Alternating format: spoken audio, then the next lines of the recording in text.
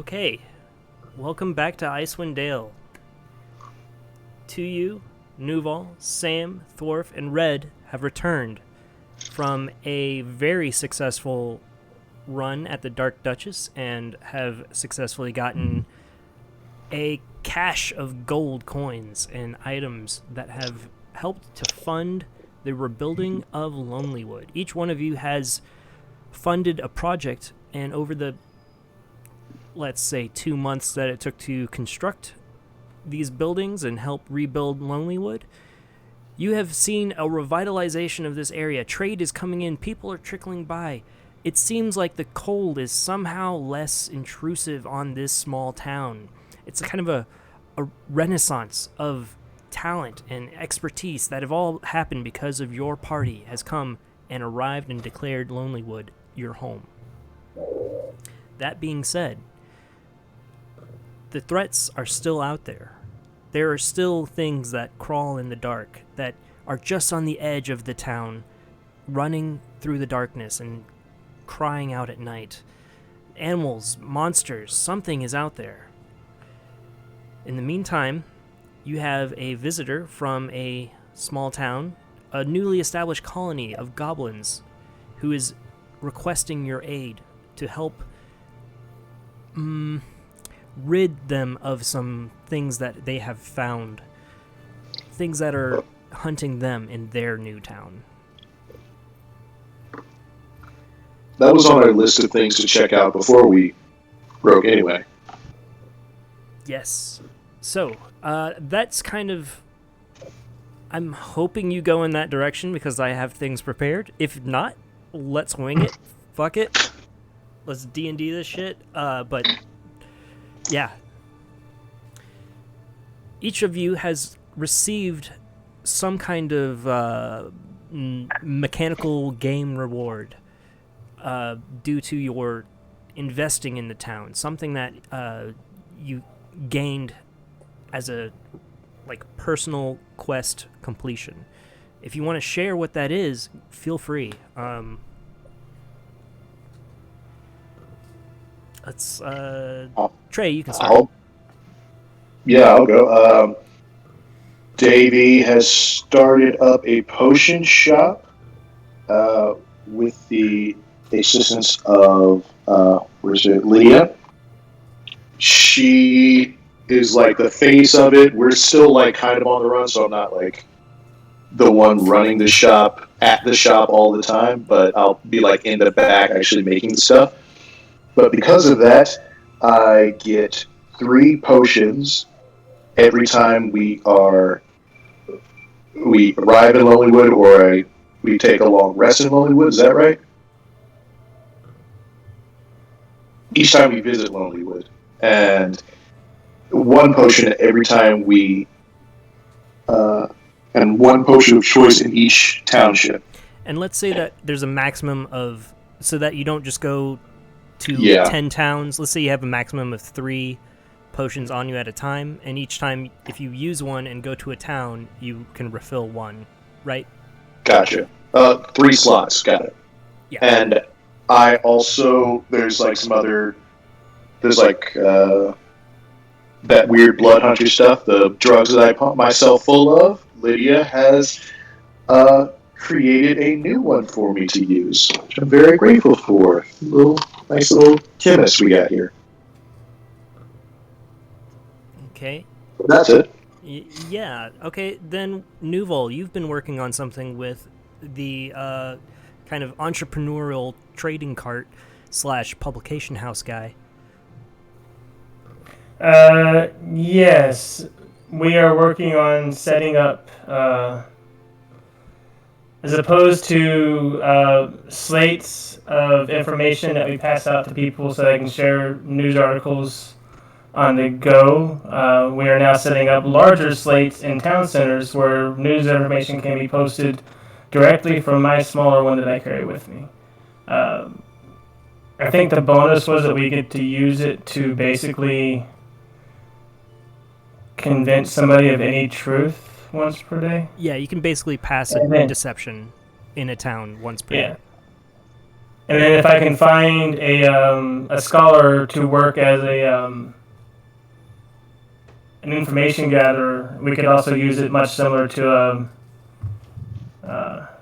a resource for knowledge, probably once per day type thing as well. You made mechanics for propaganda. I made propaganda and Google. Amazing. Used only for good. Sure. Yeah, of course. Justin, what has Thorf been up to?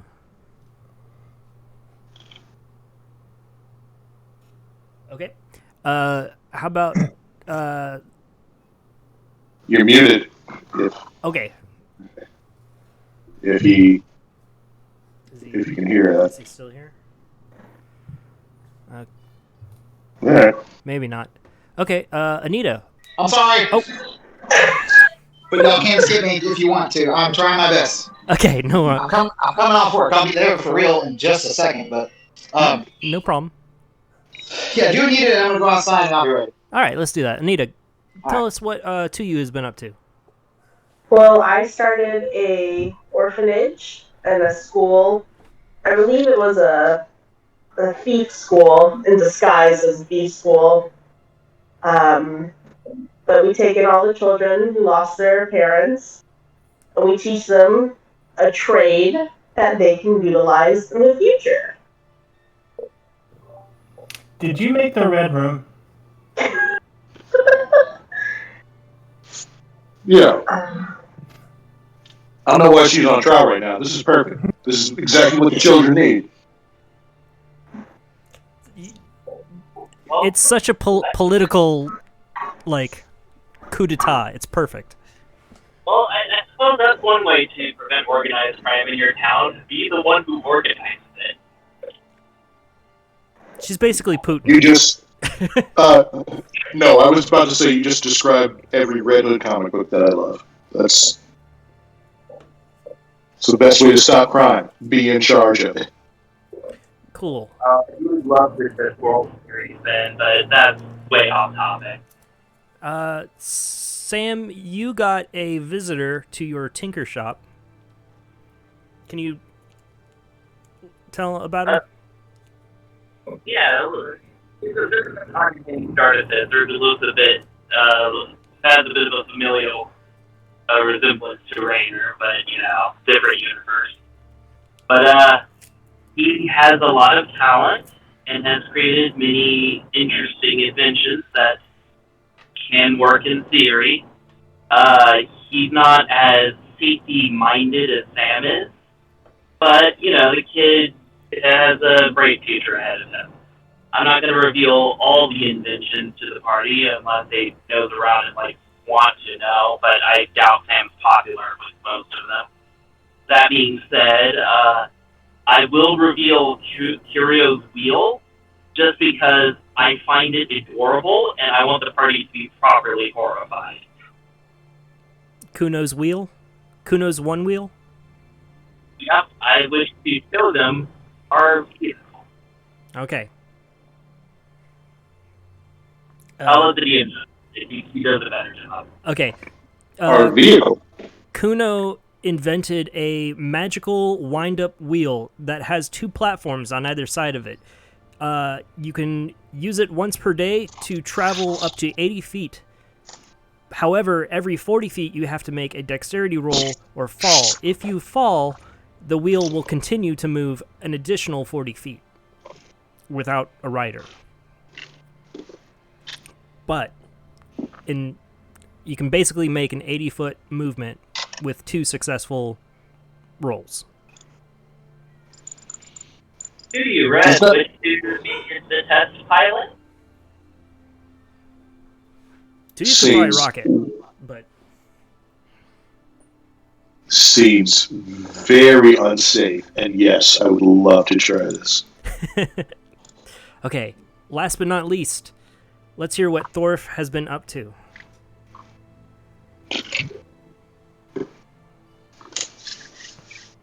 I can maybe fill in for you if you need it, Justin. You guys, I'm so sorry. It's okay. Listen. Dwarf is hanging out with his dwarf friends. It's kind of cloudy how it all went down, like at the very end of the thing. But once we had the big blow up and his old flame got killed, had her flame snuffed out for its time. He was kind of, not digging everybody, and there was kind of a blow up, and he went off with some dwarf friends of his in Lonelywood, and they were doing their own thing for a while, building a church, a new establishment to the Church of Buffett. And that thing is going strong. The 4 dwarves, his friends, are now basically, acolytes, followers, and they do their thing there, and Buffett's pleased with it.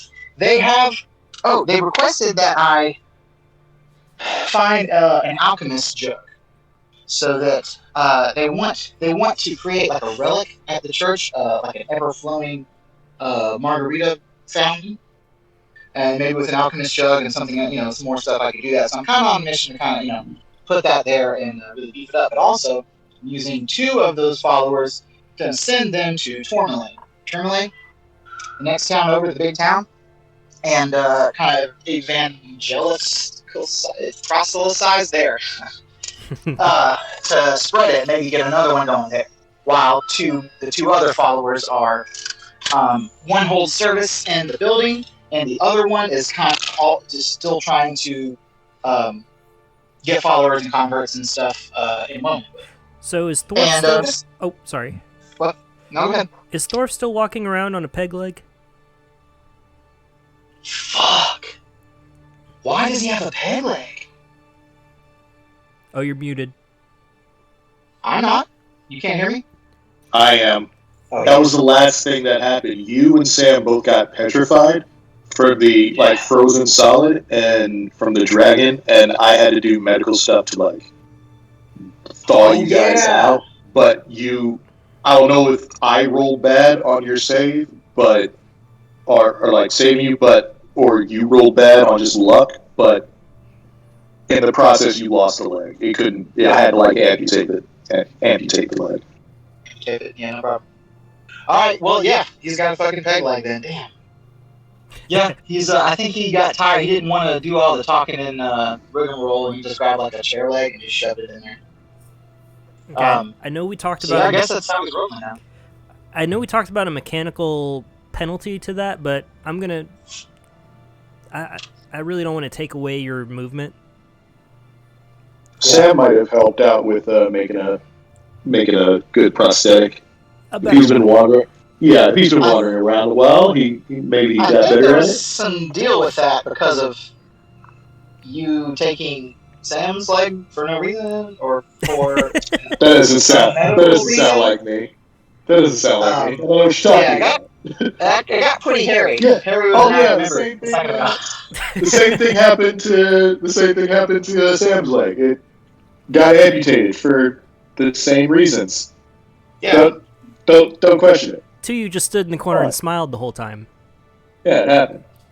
Yeah. Wow. Yeah, it got really creepy in this campaign, didn't it? Well, I'm glad we're all back in town and feeling good. Stop it.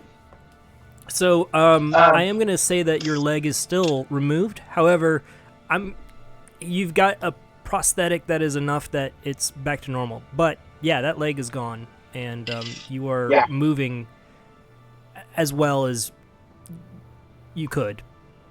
Sure, and I look tough as fuck too. I'm like total haggard pirate looking. And yeah, all this stuff, the church and everything. This pleases Buffett, and he has blessed us with plus 1d10 to any healing that goes on once a day. Okay. Nice. And that's what's up with Thorf. I don't know who he's mad at or who he's not talking to or what's going on. Maybe now might be a good time to just reset and bygones. Yeah, it's been a few months. What was it? Yeah. Woo. I feel like I'm just kind of now clearing my head. I feel like the fog is kind of just now lifting, and I can. Whew, God, what have I been doing for this many months? Oh my. My leg. You've been drunk this entire time, haven't you? I've been drunk for over 2 weeks. Passed out rally. You know how it goes. It's Probably been a few weeks. it's been months. For This is a bad one. This is one of the worst ones. Oh.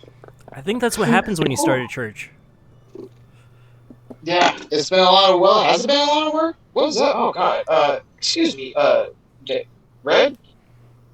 yes, Dave, old David Red. Who could forget a face like that? Yeah. I gotta check on the church. I gotta see what's going on. The church is here. It's doing well. I thought you were the reason why it's doing well. Have you not been checking up on that? Well, see, I don't know what I've been doing. That's kind of what we were just talking about. You know, kind of not really sure. Kind of blank slating it. Fascinating. Yeah. So when I'm talking like this and very gruffly, this is Thorf. But when I'm not talking so rough, oh, that's not Thorf. That's just.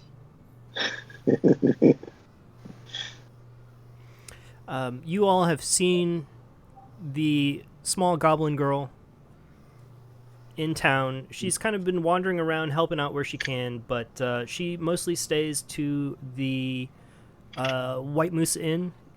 Stays around there. Her name's Urka. Is that her name? Really? Yeah, I guess. That's a horrible name. Anyways. It's It's Erica with one letter gone. Urka. Urka. Oh, I thought you said Burka. That would also be a bad name. I heard orca, like the whale, and was confused. That's a good name. That's what I should have done. Okay, anyways. Orca, yeah. She's hanging out at the White Moose Inn and is kind of she seems to be getting a little bit more anxious, worried about her hometown, but she hopes that, inspiring adventurers could help her on her sort of side quest. It's her quest. I'll if this is like the first time Dwarf has seen Lucid since in the last few months, I wanted to deal with the goblin's problems. I try and rally everybody up to see if everybody's willing to go take care of this. Yeah. Yeah, we've been sitting around too long, I think. Yeah. Yes, this town has been pretty good, but I think we need to start thinking about the rest of the area.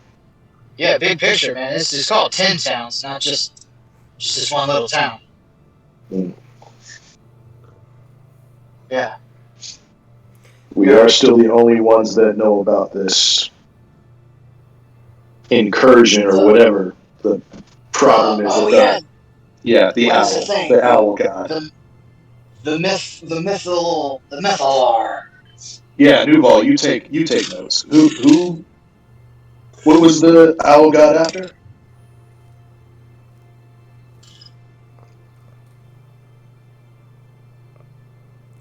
He's just checking his notes real quick. When I think it was, I think the somebody was starting a Mythalar engine. I remember that much.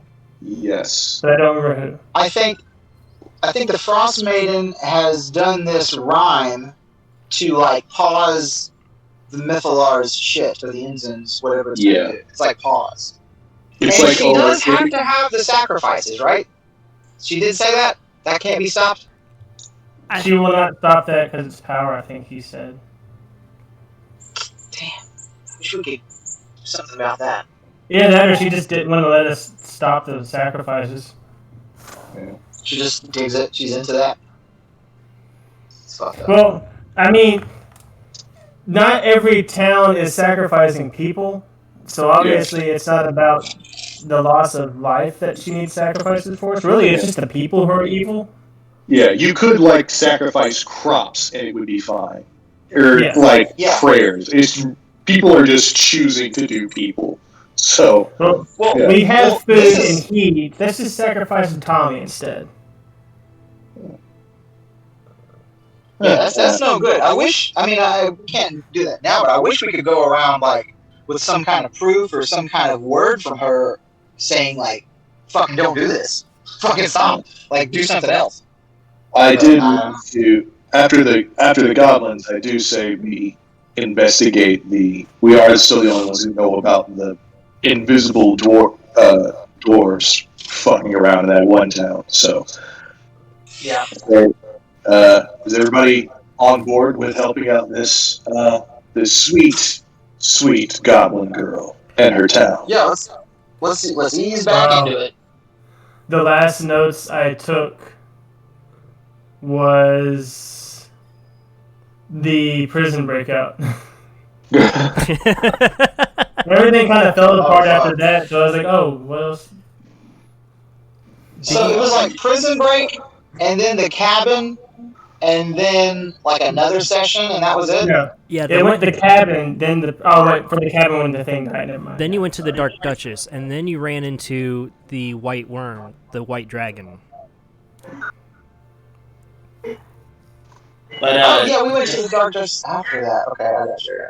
Yeah. feel free to correct me if I'm wrong, but I'm pretty sure Oral, she's not stopping the sacrifices unless the issue she's using the winter to conceal it stops. But I don't think Oral cares either way. She's just kind of doing her own thing. Yeah. She's living life. She just she's out here. She's living her best life. Oh right. She doesn't see what the problem is. Oh yeah, I had an armor question because I'm pretty sure I acquired plate mail.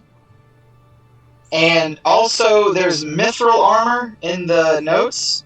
And I don't know if that was mithril plate mail or if we got mithril armor and also plate mail. Mithril chain. Oh. Mithril chain? Yeah, mithril chainmail. Okay. Did we pull plate from someone? From like a guard or some shit like that? I don't recall, to be perfectly honest. I got it written down. Okay. And I wouldn't write it down if I was, but I don't know exactly, I could cite it. Yeah, the mithril chainmail was one of the items that was in the under the ice in the Dark Duchess. Yeah, I think what's his name? Sam took that. And I'm pretty sure I either took splint or plate mail off of like a guard or somebody like a guard. We just took that heavy ass armor. Is anybody using the mithril train armor? I don't recall if it was agreed to hand it to me. I think it was in dispute as to who it should go to. That being said, if it does go to me, I am definitely going to build my power arm chassis around that. What's your AC right now? Because mine's 14. Mine is only an 18 with a shield at the moment. Only 18. To you, what's your armor? Well, you're a rogue. You're a rogue. Can you wear? Well, mithril. No, not quite. Mithril might be that lightweight stuff. Maybe she can wear it. It is. It avoids strength requirements and disadvantage on stealth check.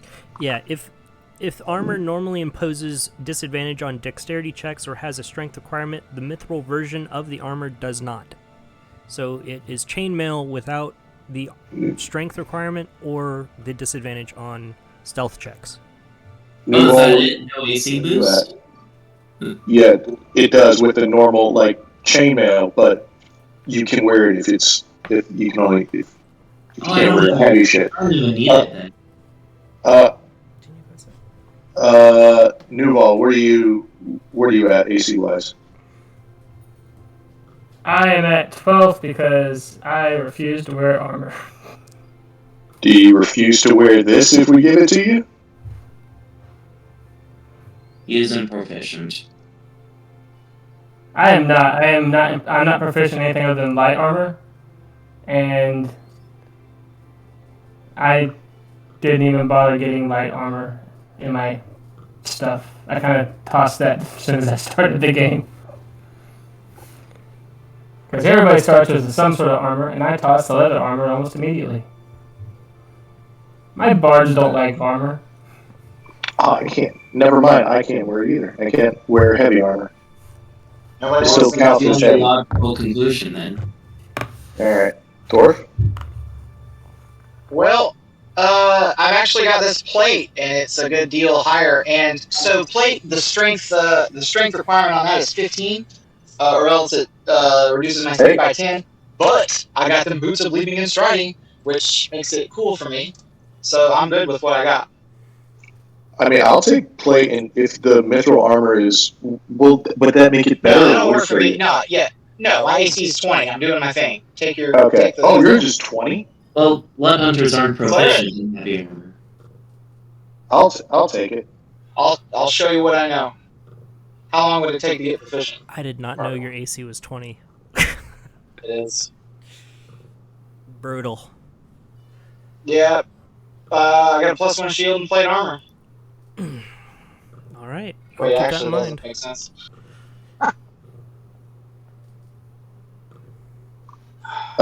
What is it called? Mithril what? Wait, actually, Thor, Yeah. you don't have the +1 shield anymore. I got written down +1 shield. Yeah, Oh, that wait. was the main fusion that I had to sacrifice to make a leg replacement because of Red's bad medical practices. Here we go again, bringing up old shit. Whoa, Whoa, whoa. whoa! What are you talking about? You cut out for a second before. You didn't hear this. I am a medical professional now. I did the best I could. Rhett, what are you talking about? My God, how dare you? I'm a doctor, sir. A doctor. I have no doubt that you were in a medical college at some point, though perhaps as the janitor. Wow. And I learned a lot during my custodial duties. Let's fight. Let's save some goblins. Oh yeah. Yeah, that You works. have to remember. You got to remember that we're still wanted, so we can't just go willy nilly anywhere. Well, Nuval, your board that lets us change facts about ourselves. Would that change facts? Would that allow us to hide our identities, change our wanted status? I mean, if we set one up in the next town we go to, it wouldn't be that hard for me to post on the board the facts You're of muted, right? the facts of the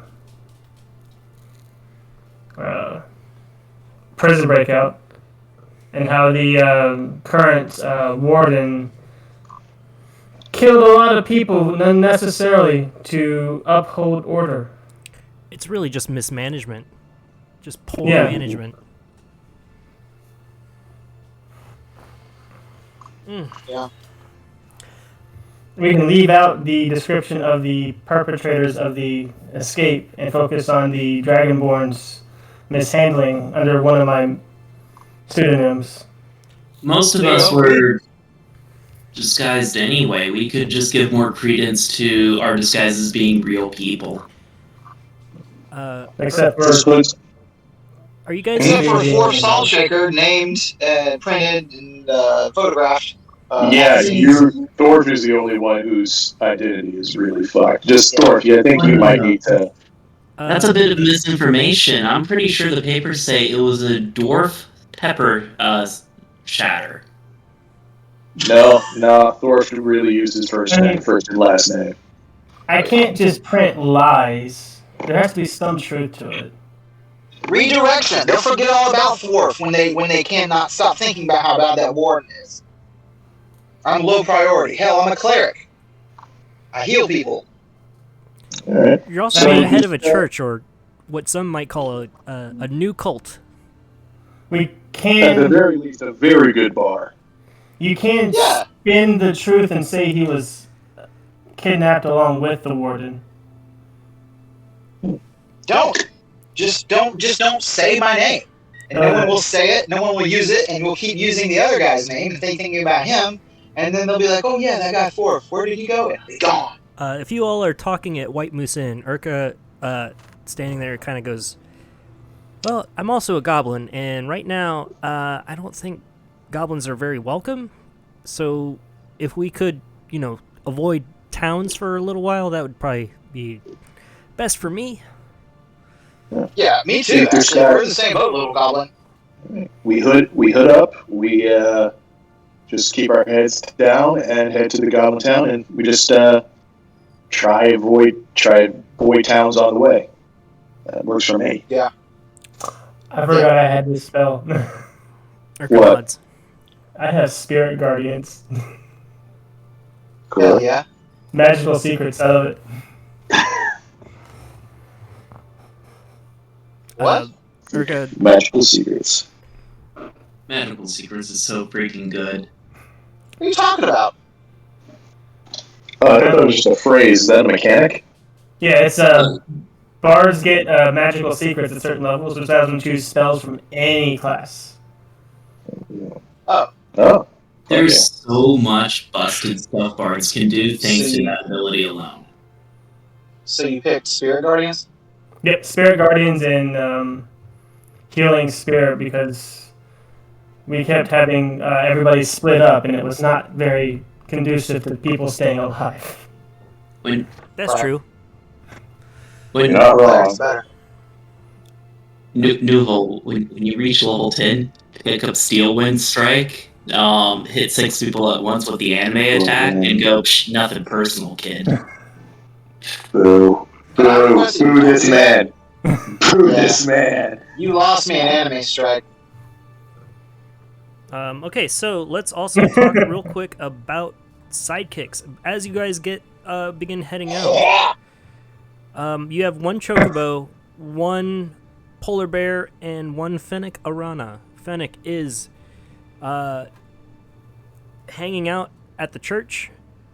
She does not partake, however, as much as everyone, as the dwarves, who are most of your congregation.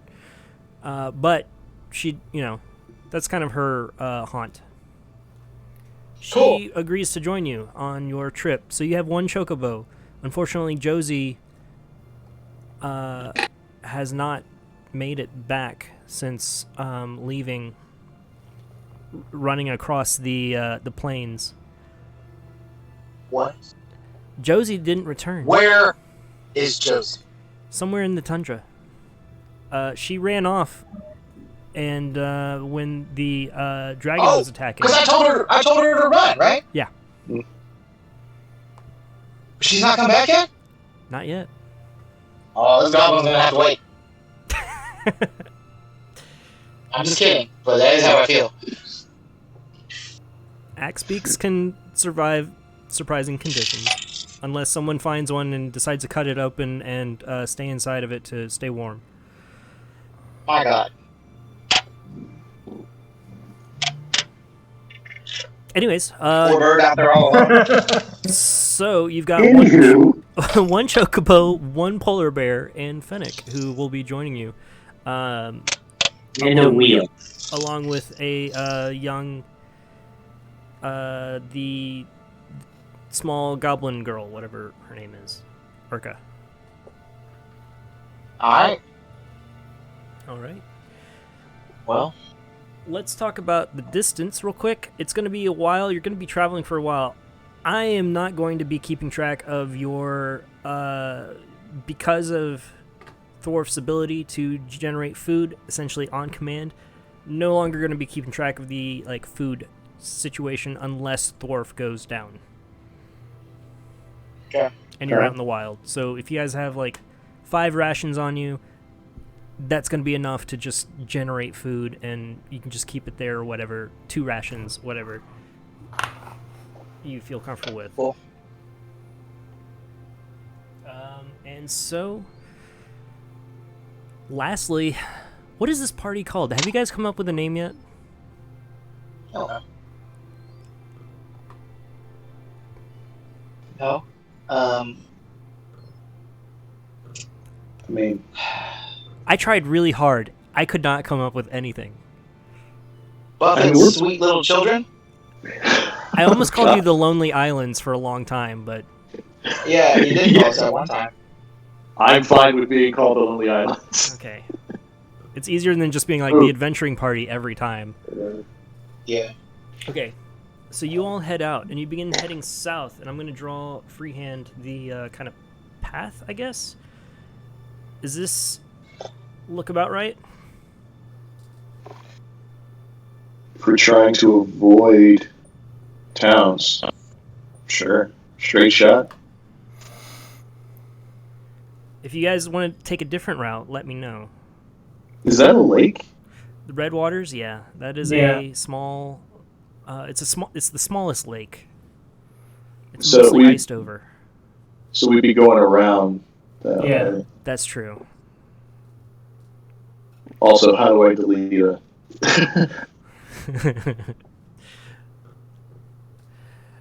You select it and then delete it.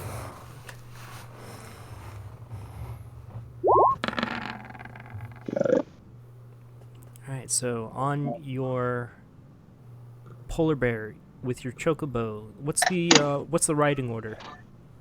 What did Sam get his one wheel up and running? It is. It's one use per day. Okay, it's not like not if you roll well enough. It's not like an actual like cart thing that you could like ride on forever. Right. It's more of a. Just It needs a recharge. Gotcha. Okay.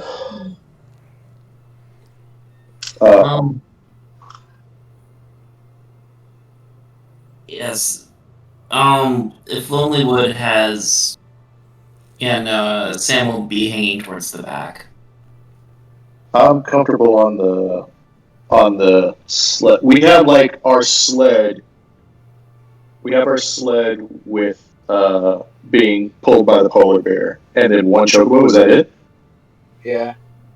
I'm on the polar bear. He sounds so sad. I am. Justin. Me and Josie were like this. So 2 people can be on the chocobo, and then 5 people, I guess, on the sled. How many? Yeah, the sled fit. You got a polar bear with you too. You could probably put 2 on the polar bear. Yeah, I'm on the polar bear, just kind of Okay. poking around at notes. There are 6 of you Yeah. total. Thorf will refuse to ride a chocobo. Well, for obvious reasons. I'll ride the chocobo. Who wants to ride with me on the chocobo? Finnick can ride. All right, Finnick. She's a good co-pilot. Yeah. Okay.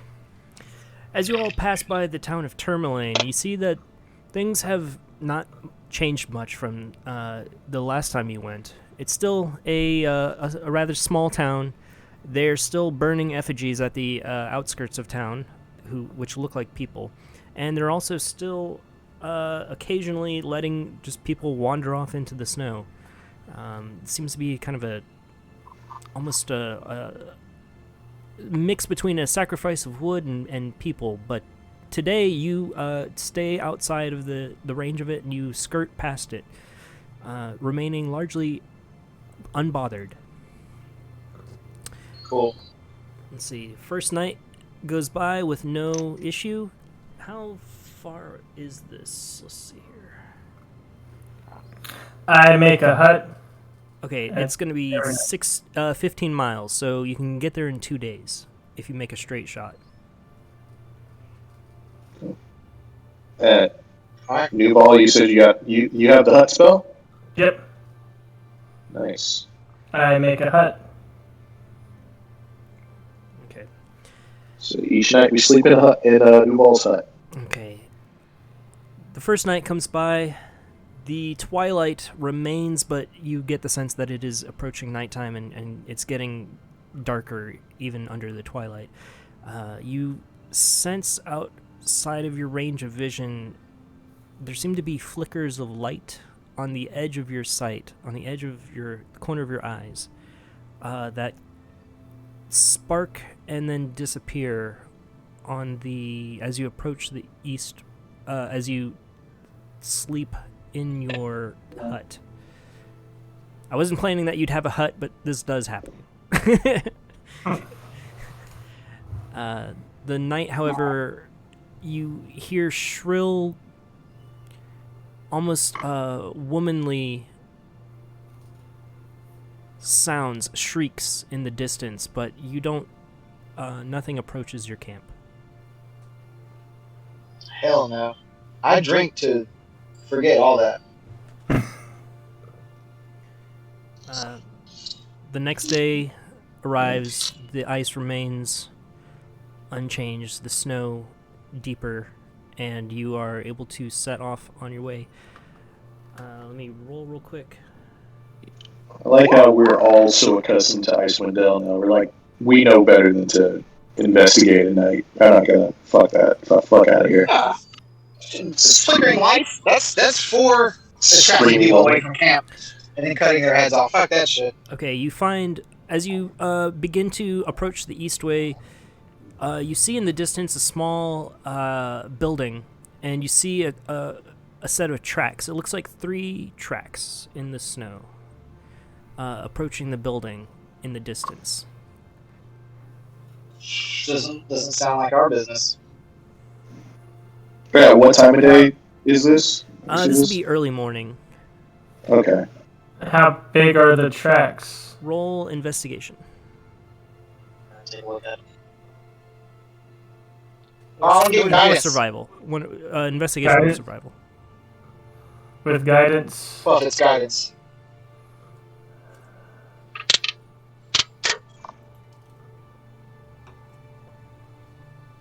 So that's an 18. Okay. Looking at these tracks, you can definitely see what looks to be heavy footprints, wide footprints. Though they are very shortly spaced apart, so you're guessing that it's a short-statured person, kind of stout, heavy with boots. You look over at the tracks that Dwarf has been leaving in the snow if he walks around, and you're like, yep, dwarves. 3 dwarves have passed this way, but you also see 2 tracks. One is human, and one looks like a padded foot. So 5 tracks in total, but it looks like the 3 tracks are separate from the other 2. Alright. Does it look like anyone is following anyone else, or were they together? Okay, with you can tell that there's directionally they seem to be going towards the small building. Yeah. Which is Well- kind of the only thing in this area. Well, I hate to sound uncaring, but this doesn't necessarily look like a problem, and I think 3 dwarves probably got just about any problem they could probably handle. So I think maybe let's ignore this. Or they could be invisible dwarves. Probably not, though. Yeah, we have no way of knowing that. Yes, we do, actually. How? I will spend a 2nd level spell slot to turn invisible. And just look in the windows and see if there's any, activity. Okay, so Does being invisible allow you to see invisibility? Nope.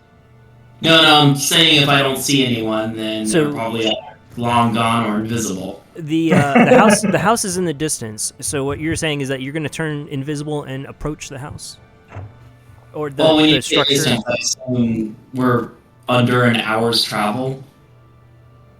Oh, Yeah. I would say that it's about a 5-minute walk in the snow. It's in the distance, like maybe a football field distance away. Yeah, no, I can. Yeah, I'll just go invisible and stealth up the area, see if I see anything unusual, and if I don't, report back and we move on. How far Okay. back are we? That is the Good luck. that is the rogue thing to do. He is the sneak. He is our sneaky rogue. Yeah. He should Not a do that. rogue. Alright. You're at a Just distance. doing recon. Just doing sneaky recon. Not a rogue. You're at a distance where you can see that there is a plume of smoke coming out of the building, but you can't see any further detail. Yeah, Look, Sam, look, the stuff is going on in that cabin, okay? I'm not saying there isn't. I'm saying you're going to go over there and find something that's of interest, okay? And it's going to pull all of us into this situation, okay? What I'm saying is these three dwarves, they got it, all right? We got a mission. Are you yelling this across the football field? Oh, he's invisible. He might have already left. He tried to talk, I guess he was trying to talk to them, and then he's like, what? Oh, you're gone. You left. Okay. There's the tracks. Okay. I see. Okay. All right. Whatever. All right. Alright. There's no windows on the building, I assume? Sam, roll stealth with advantage, I guess. You know what? You're invisible. You're approaching. No one. You're probably trying to be stealthy. Well, they're not looking at you. What about shoe print? What about footprints, though? In the snow? Ooh. Technically, I have 2 advantages in the form of my power armor and the invisibility, and 1 disadvantage because of the type of armor. So, however the DM wants to rule that. They don't. The advantages don't stack or add up. Yeah. But advantage and disadvantage cancel each other out. That's true. Yeah, he is a rogue. So Not a rogue. I'm pretty sure you are. As you approach the structure, you see that it's a 2-story building. What looks to be, at one point, it was an inn of some sort, a roadside inn. Looks like it was abandoned. However, you see movement inside. There are people moving around interior, some sitting, some kind of getting up and moving around. You hear the heavy steps of the dwarves, who are not trying to. They're unaware that your presence is there. Not Draugr, nothing suspicious other than people just trying to find shelter. Looking at them just in a few minutes, you see they're hardy dwarves. They look to be miners of some sort. They've got mining equipment on them. You see a woman interior, a human woman, and what looks to be a tabaxi walking around interior. Hi-ho. Well, I'll return to the party, let them know what I saw, and that I think it's just people trying to find shelter in the cold. Let's move on. A cat? Yeah, it's a bit strange seeing a tabaxi. Yeah, seeing a tabaxi this far north is weird, but, That's kind of weird. Did it look soft? I mean, I guess it's, I don't know how frequent you were in Luxon, but it's generally not okay to just pat a tabaxi without their permission. It's generally not okay to jump to so many fudgy conclusions, Sam. All I asked was if the cat looked soft. I guess. Thank you. Look, maybe these dwarves are in trouble. We should tell them about Lonelywood and the church up there. What you did, I go right ahead. Oh. Beautiful. Yeah. This is a blow-up. Fantastic. All right. Go ahead. Thorpe just runs over to the cabin. Well, all right. I mean, no, I want to do both things. I don't know. Let somebody else talk. So I guess we're up here. Yeah, you're coming in from the probably, if you want to say, that north trail is probably where you're coming from.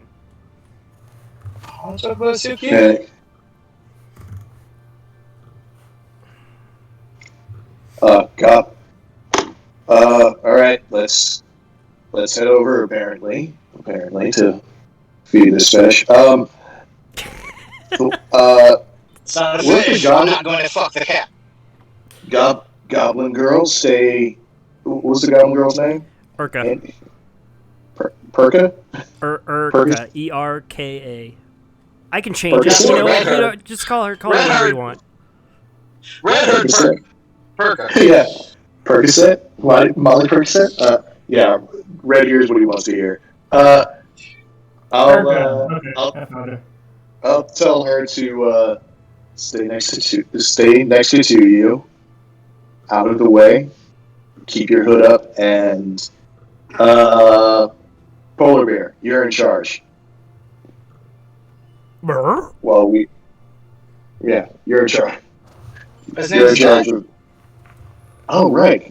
Connect. What was the other Buck Geek's name? Chocobo. What was the other Chocobo's name? Rosie.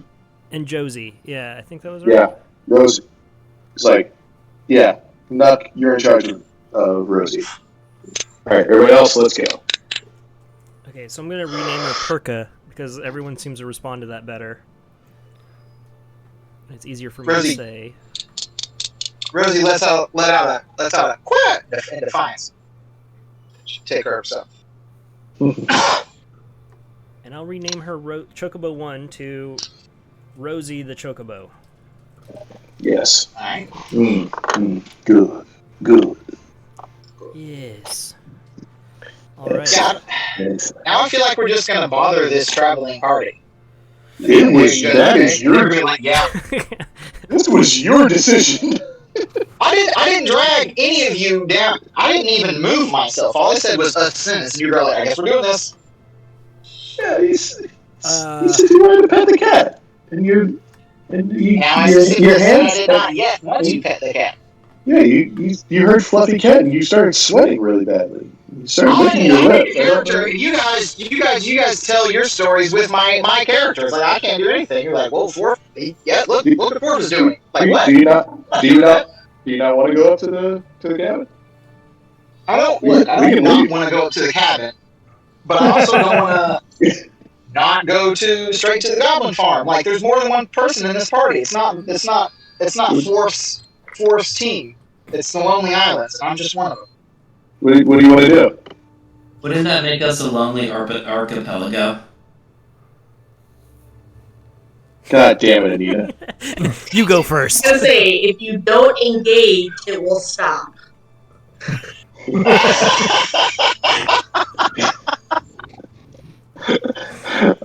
All right. What's the plan? What are we doing here? Noodle's walking this way because he's confused. All right. Lonely Islands of indefinite formation. Alright. Do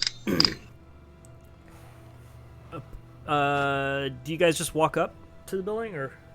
Alright, if we're going, I'll walk up. If everyone's gonna pussyfoot around, then you will. Forf will walk up and say, well, I guess we'll just, a friendly, traveling, sort of wellness. Hey there, buddy, how you doing? The dwarves will understand. So yeah, I'll go up to the door and just give it a knock. Go by. Pile in as I go. Alright, as you approach the door, you suddenly hear a loud, shrieking, piercing sound as you trip a magical barrier that was placed around the building. And the door swings open and you have a crossbow leveled at you. That's the door over here. This would be the front door, yeah. Okay. Mark me down as terrified and aroused. I'm playing theme music as we were moving, so. Hey, no trouble. The half elf lowers the crossbow that she has in your face and goes, Thorf? To you. Wow. I haven't seen you guys in a while. It's me, Tally. We met in Targos. I think you stole a boat, or you hunted a monster on the lake. That town. Plesiosaurus that talked. Right. It talked what? Yeah. It talked. Wait, Plesiosaurus. Yeah, it was an awakened plesiosaur, and there was that guy. There was a guy who was a leader of that town. He was kind of a dick, right? Did we kind of set him straight? He was a fishing leader. I don't know if he counts as a leader. Yeah, he totally. Oh, come on in. Sorry about the crossbow. Come on in. You used the word leader in two of the words to describe him, so I don't know. I'll just nudge. I'll nudge Sam and just go. I'm pretty sure this was before us. I mean, that's obvious, but sure, let's head in. Well, yeah. So, yeah, we were passing by. We saw tracks. We heard some screaming last night, some crazy stuff, and really, we were just making sure everybody was okay while we were on our way to another thing. Wow. That's. Did you say screaming? Yeah, we heard some pretty fucked up sounds last night. We didn't investigate because what we heard. Okay, that's we've it's weird that you're Well, saying yeah. that because we've been hearing what sounds like a shrieking, screaming voices at night as well in this area. That's why we're all kind Right, of that's what we heard. staying here. If you just, it seems to be, we're actually investigating it, sort of. I went from investigating monsters to investigating the paranormal. So this is Right. me and my Picked up. assistant. You picked a lovely place for it. Yeah, we've been told that this is a haunted. This is at the crossroad of the East Trail, and we've been told that this place is haunted, and we're investigating and seeing if this is where the shrieking is coming from. This used to be Okay, the well, yeah, Old we probably Sisters don't- Inn. Yeah, we probably don't want to stay here too long then. You got a couple dwarves with you? That's the tabaxi. What? Yeah, they're actually not with us. The three dwarves at the table turn around. They go, Dwarven brother, come join us. Hail. He walks in and sits. I just saw the shark. He walks in and sits down with him, and he does the like a dwarf handshake that they all do together, and he sits down with him. They're drinking tankards of ale. They keep getting up and going to a casket that and filling up their tankards. There seems to be food. That's I hope they're not filling up their tankards from a casket and instead from a cask. cask. You're right. Otherwise, my next action is going to be very different. Well played. Okay. Well played. Yes, it is Well, not I'll a get some. casket. It is a cask of ale, mead, in this kind of I'll common room. yeah. I'll pour it and then I'll do like a cheers and like a blessing. I'll do like a Buffett's blessing and stuff. Kind of read them and see if they've ever heard of him or what kind of words these might be. What are you blessing? Just saying, some the beers. Oh, that you Cheers have in and your- Buffett bless these blessed, Very sounds in line with your religion. It sounds like something you would do. Yeah. Okay, cool. Yeah. Bless the beers. You all, Yeah. as you put the beers to your lips, you're surprised by the tanginess of this beer. Fuck. So are the dwarves, who were not. They didn't seem to have a problem drinking it earlier. But now it tastes weird. Yeah, it's almost like rotten. Almost like it's been fermented underground by some kind of like bugs or maybe maggots. Like it's juicy maggots that have been like crushed and turned into mead. That's Okay, this looks like I got an idea.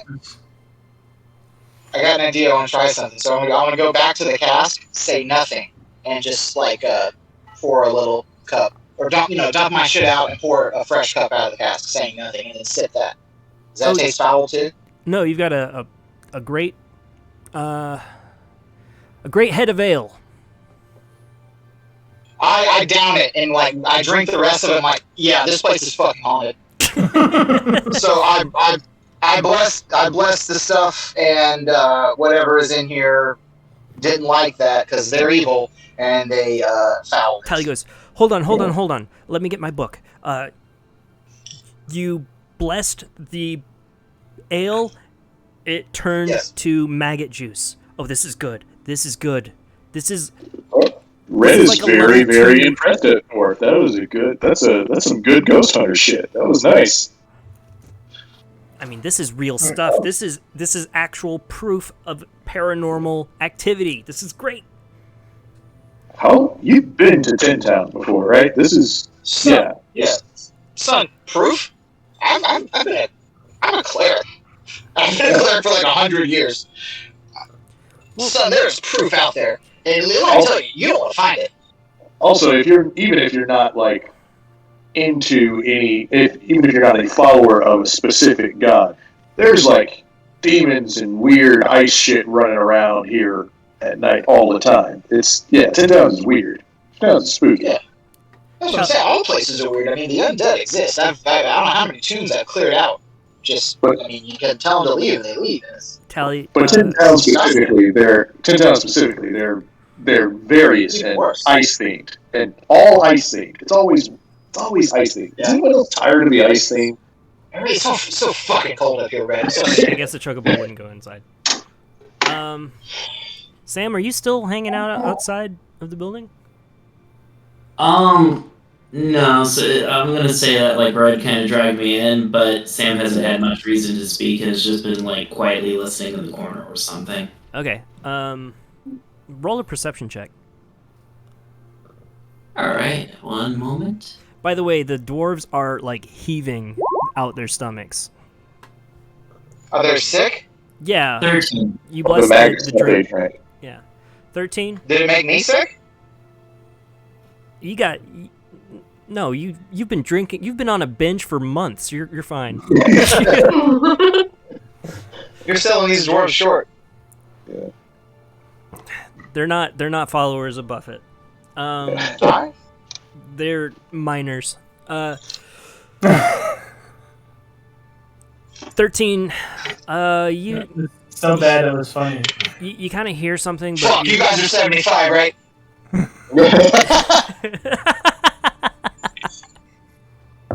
I'm glad that landed. All right, go. That was good. You hear something, but you're like, it's at the edge of your. Even though you have your kind of sharp, pointy ears, they kind of twitch. You hear something, but it's a little too high pitched. Anyways, Tally's riding. She joins her Tabaxi friend over there, and they like excitedly begin pulling out little devices and equipment like magical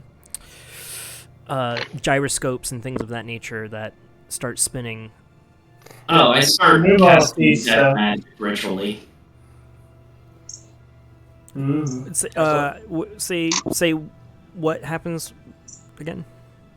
I'm casting Detect Magic as a ritual. I'm going to flavor it as, like, turning the HUD settings in my armor to, like, detect magic. Cool. That takes, 10 minutes? Yep. Okay. Nuval saw people taking stuff out, so he walks over there and starts looking at the gadgets and taking notes about everything they're doing. Okay. They go, yeah, this is prime ghost hunting equipment. I don't think that there's much out there that can beat what we've got. You said there was food, right? In addition to the meat? Yeah, there's freshly there's some fresh loaves of bread and some like a stew that's been cooked. The bread's over here, the stew's over here. I'll go over to the food, first the bread, and then I'll try eating some food. Yeah, it's got a light garlic and butter kind of crust to it. It's still warm, and you can kind of taste flavors, hints of like a cheddar sprinkled across it. Nice. I'll take the bread and go over to the stew, and I'm like gonna dip the bread in the stew and just yell out, "Hey, which one of you guys was cooking?" Tally says, "Oh, that was already here when we got here." Have you been eating it? I mean, we're in the middle of a tundra. I'm not going to turn down fresh food. Sam is a palm. I already ate some of the bread, but she says like, "Oh, it was already here." But, oh, right, haunted. Wait. Can What temperature is it? Hot. It seems like it's freshly. Are there looks any like it's other? freshly Are there made. any other bowls? Yeah, there's some bowls. Why? Are there 2 more bowls? Mm-hmm. Are there?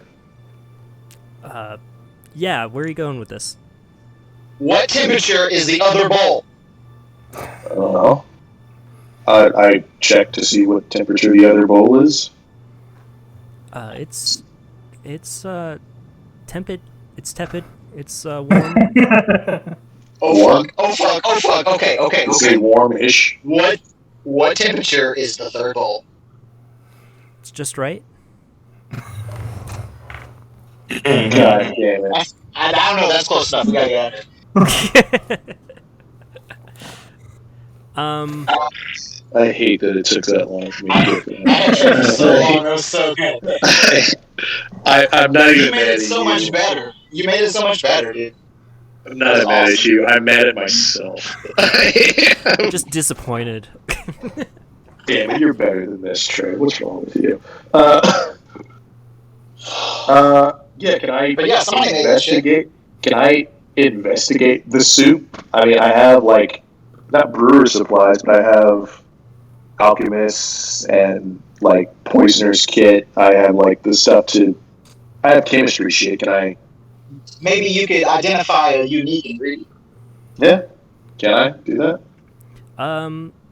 Yeah. Well, while they're ritually casting... Well, Sam's ritually casting. Do 2 minutes to do that. Yeah. What check is that? Do an intelligence check.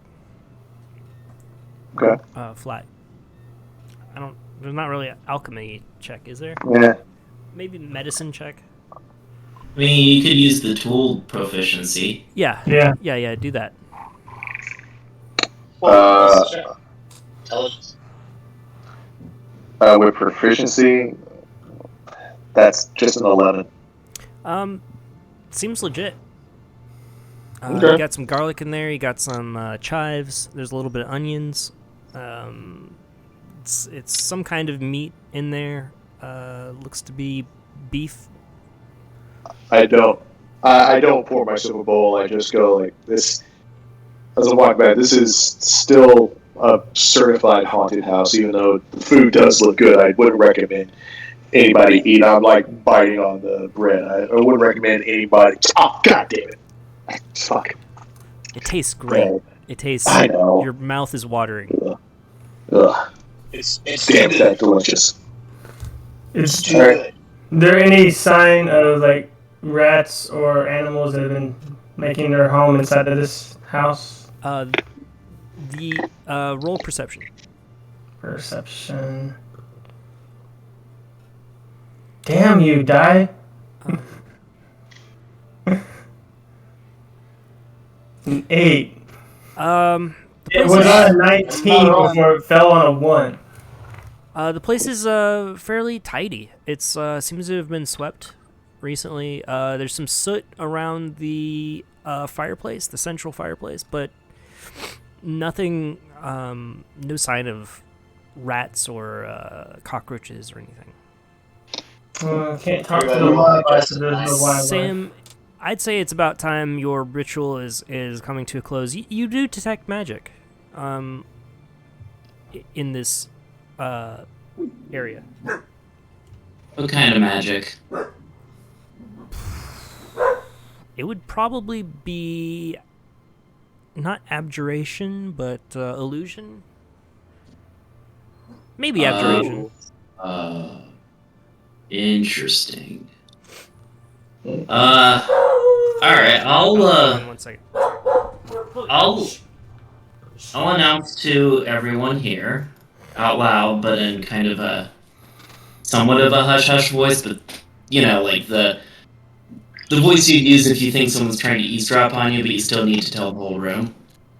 Like when Muldoon stops and tells the lady that the velociraptors are hunting them.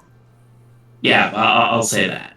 So I'm like, guys, I'm detecting a lot of illusion magic. Don't trust what you see or feel. Clever girl.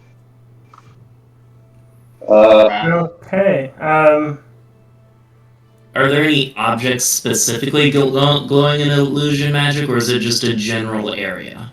It would be just the general area. You do pick up some magic, a little bit of different magic happening around the doors and around a trap door leading to a storage space.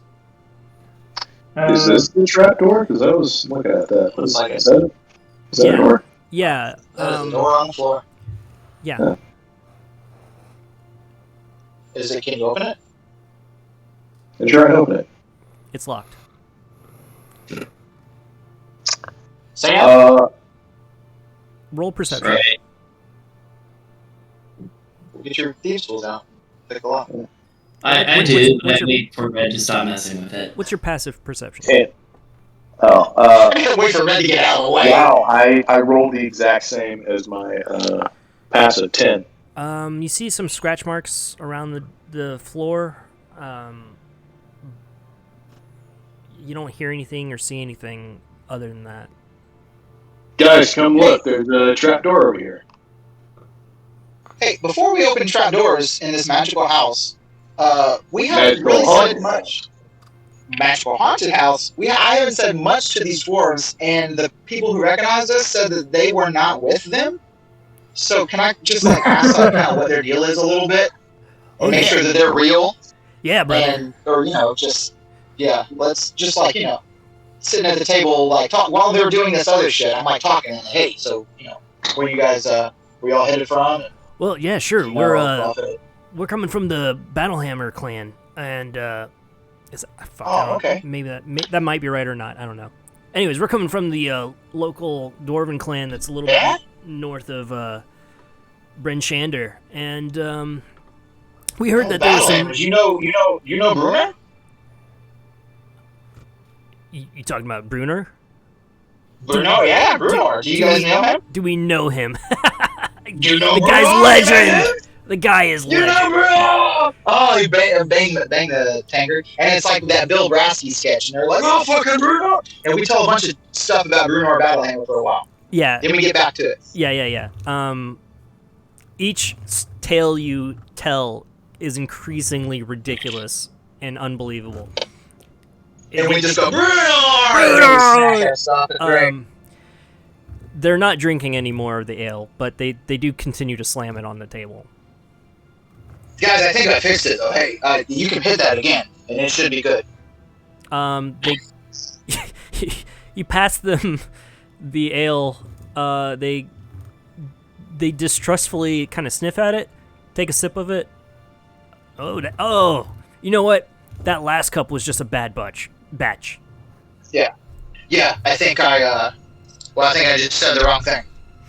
Yeah. They continued. They slam them down. Okay. Well, I mean, if I talk to him for a second, can I do an insight check and just see if they seem like normal, actual dwarves? Yeah. And there's nothing weird with them? Yeah. Roll insight. Okay. All right. First roll. You guys have been rolling garbage. What if I just roll straight files? Wait. It would mean it balanced. Nat 20. Oh, that'd be awesome. All right.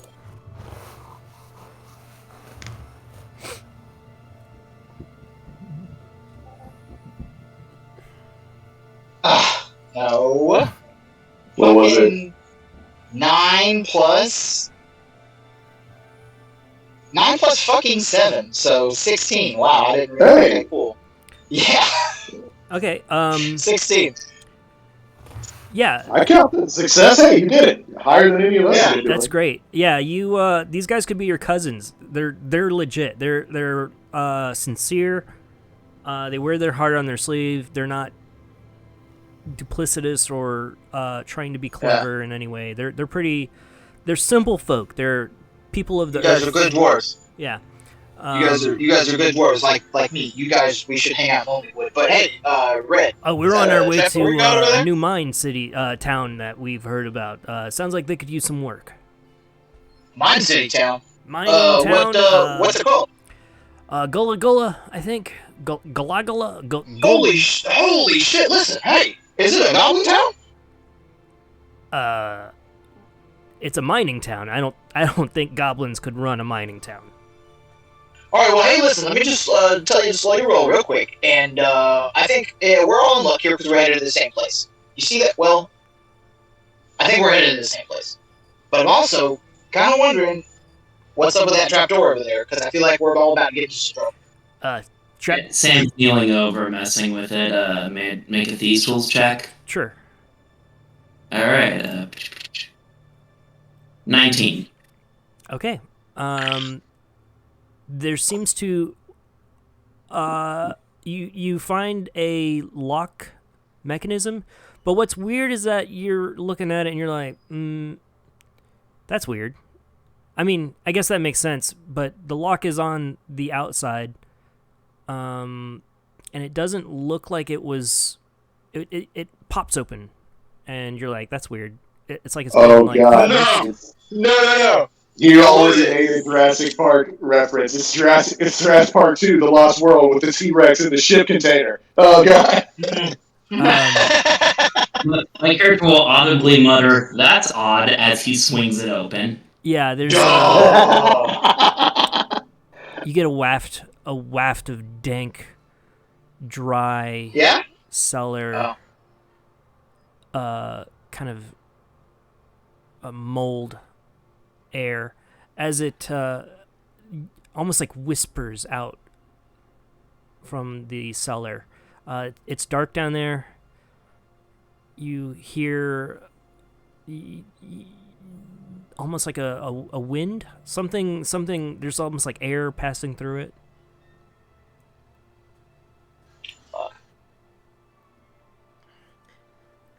In the other room, you hear Tally go, "Whoa, that's a spike. What just happened? What'd you do?" Well, either I unleashed the magical forces of darkness in this basement, or something spooky is going on. One of the two. We opened a trap door in a haunted house. And, alright, when I say it like that, it sounds bad.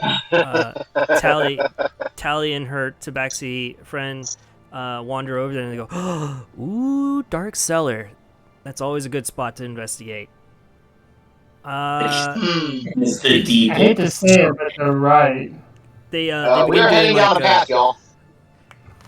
they begin doing like a little game, kind of like a rock paper scissors, and they're like, "All right, who's going down first?"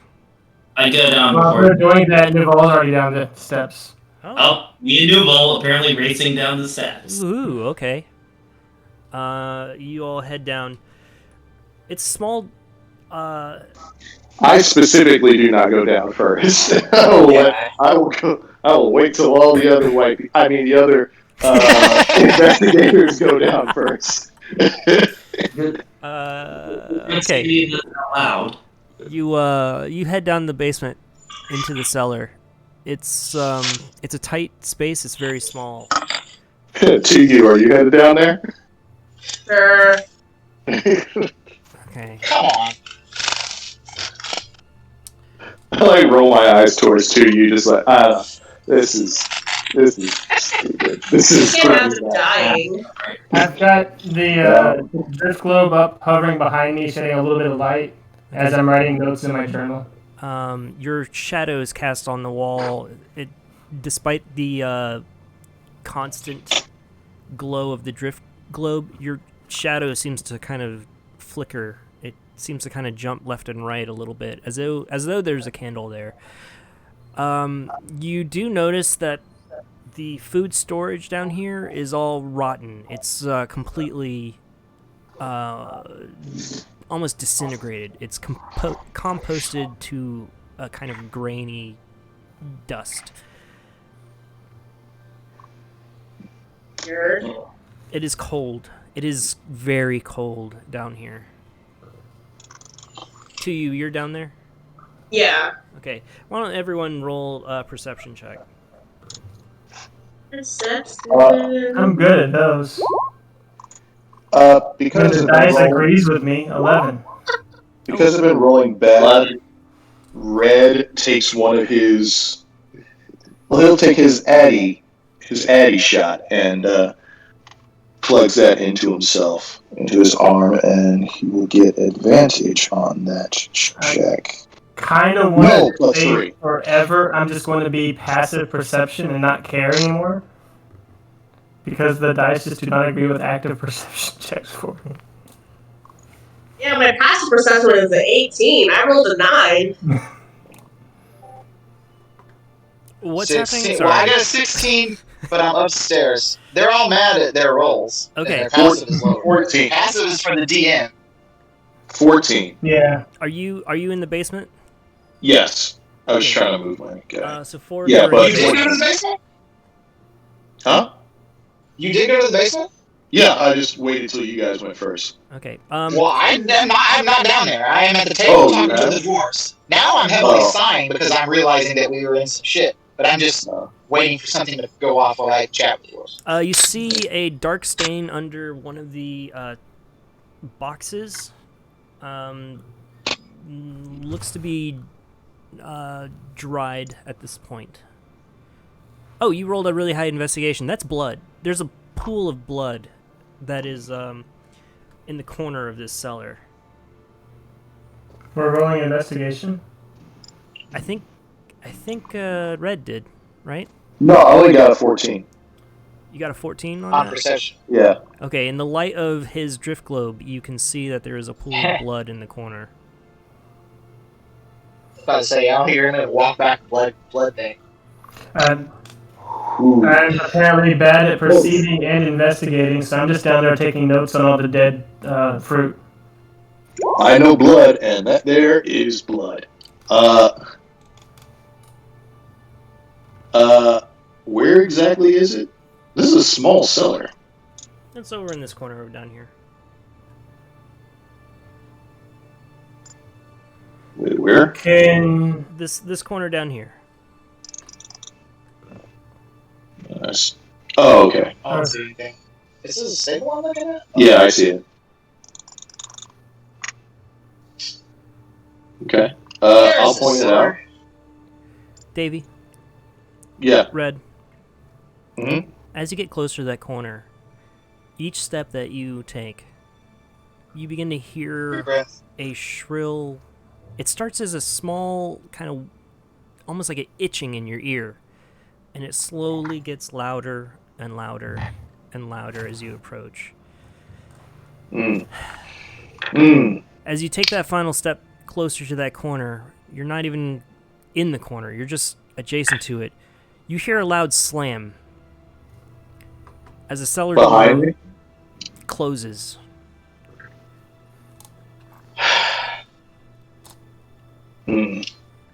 Everyone roll initiative.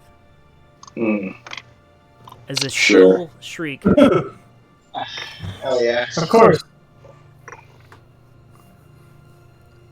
of the two sisters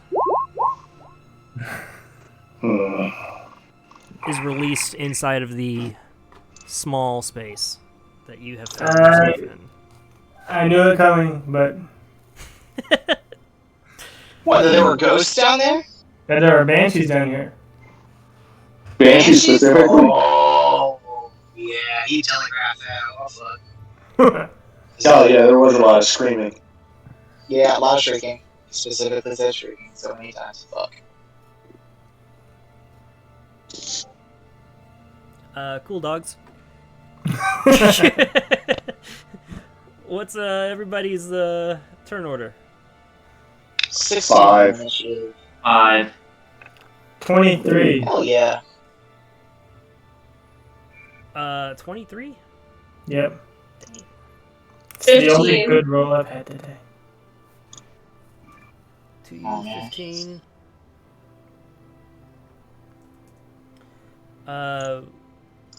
You had 5, Sam?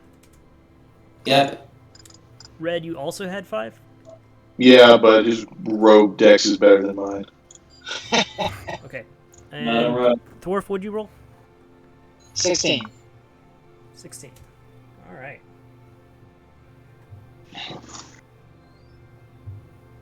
Let's see here. I'm gonna have them. The Banshees are gonna roll initiative. add them to the turn order. They got 5. And I need to change that name real quick. Why does it say that? That's weird. What does it say? I can't see a name. Okay, great. Yeah, I can't see anything either. Okay, great. Because great. Yeah, on the roll it just says Initiative Banshee. Perfect. Initiative 5. On my GM screen, it says a little bit too much, so I'm glad it's. Yeah, and the turn order thing is blank. Yeah, you're good. It is confusing seeing a bunch of stuff that not everyone can see. Nice. Okay, and the other one is 13. So, Nuval, you are up first. The first thing Newell is going to do is start playing his violin, and within a, how big is this thing?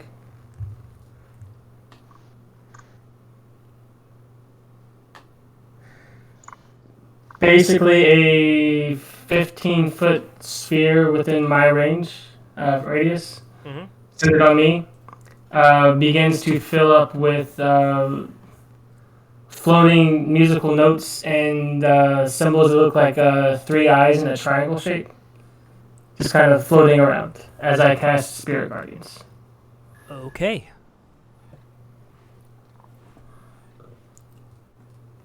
Oh, yeah, fucked up. That basically covers all the way down to you.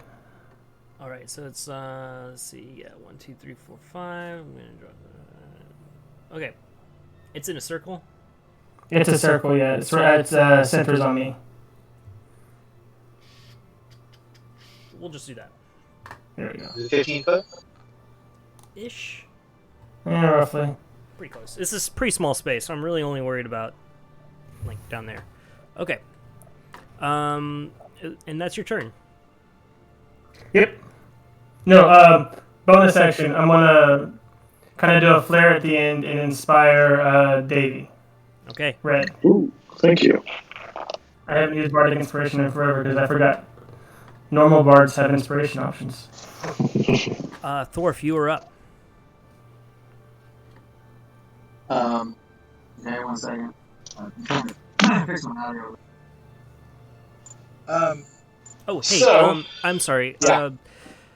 Nuval, can you go ahead and roll a wisdom saving throw? Don't like that. That's a 10. Oh, yeah. Okay, that's not gonna pass. At the end of your turn, or at the beginning, I'll just say at the ending since we're starting. Nope. Never mind. You'll re-roll. I think it's on her turn.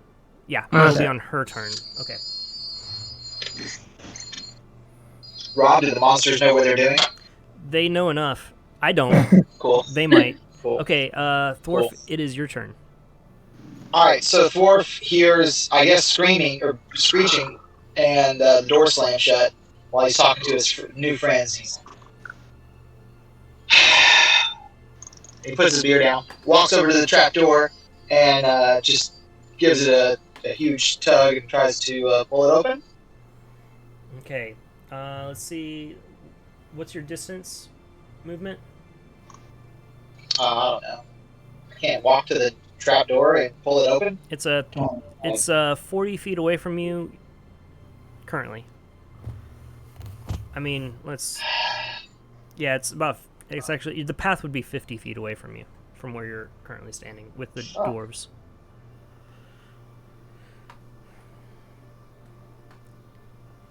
You can head over there though. Well, You do hear shrieking in the room adjacent to the trapdoor.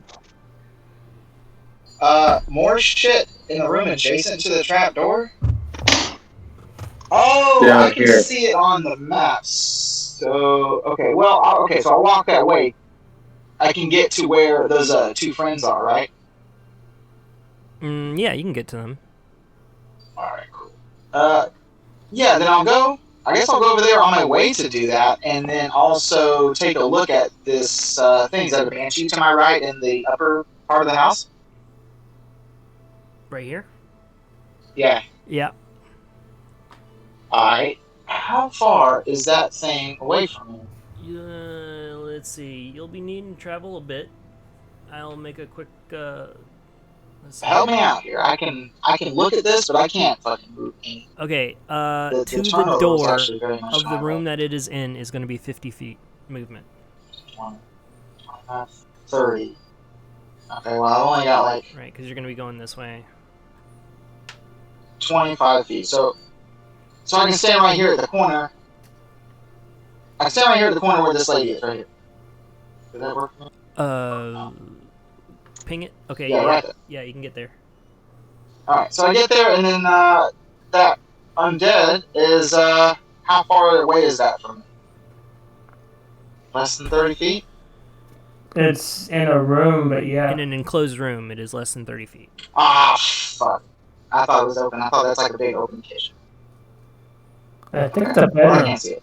Yeah, it's got a wall here that the door is here. Okay, well then I'm just gonna think about what to do next then. Okay. Can't really do Does the music you're playing have animal noises every now and then, or does my neighbors have a really loud dog or something? I'm not playing any. Oh, I am playing music. It shouldn't have animal noises in it. Because every now and then I hear something that sounds almost like a growl and a caw. Nah, I think that's on very you, good man. for ambiance. Yeah, I think that's something else you need to worry about. Okay. Okay. By the way, is the music good for everybody, or is it super loud? For some, like, sometimes it's really hey! loud. If I was to yell really loud, could that undead in that room hear me? Yeah. What about in the basement? Probably not. Alright, well, then I hear the shrieking upstairs, and I just I bare my shield at the source of the sound, and I just scream as loud as I can, "Be gone!" And try to turn undead. She has to make a wisdom save. She heard that. Okay. Let's see this one right here.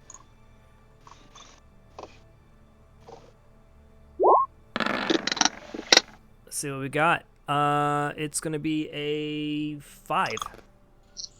That's a fail. So they are turned, and they're turned until for a minute or until they take any damage. They have to move as far away from me as they can. They have to spend their turn doing that, and they can't willingly move to a space within 30 feet of me.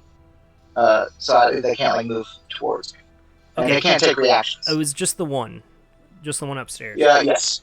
Okay. Yes. On her turn, she will move away from you Yeah. You can only use a dash action or try to escape from an effect that prevents it. for 1 minute. 1 minute. Okay. To you are up. In the This is basement. yellow circle I'm in. That's Nuvol's spiritual. What was it? It's the Spirit Guardian. Spirit Guardians. Yeah, you see little musical notes and little symbols of Ian kind of floating around. Cute. Okay. I'm going to give myself steady aim so I have an advantage, and I'm going to Psychic Blades this Banshee. Okay.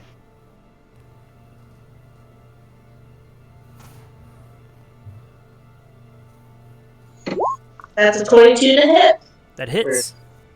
And that is 19 damage. Okay. All right. Your psychic blades seem to pierce the ephemeral, immaterial body of this banshee. Good. All right. Is that your turn?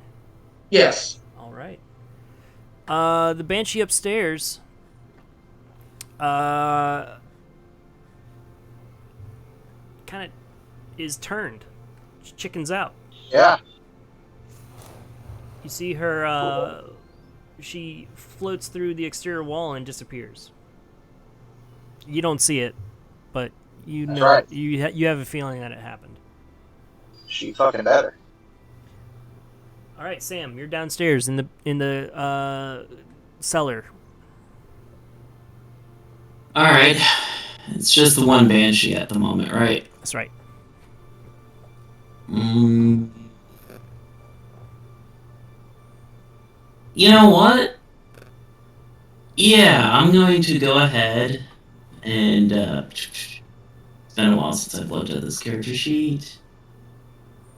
How many uses of that ability? Favored foe. I'm gonna go ahead, expend favored foe as a bonus action on that specific banshee.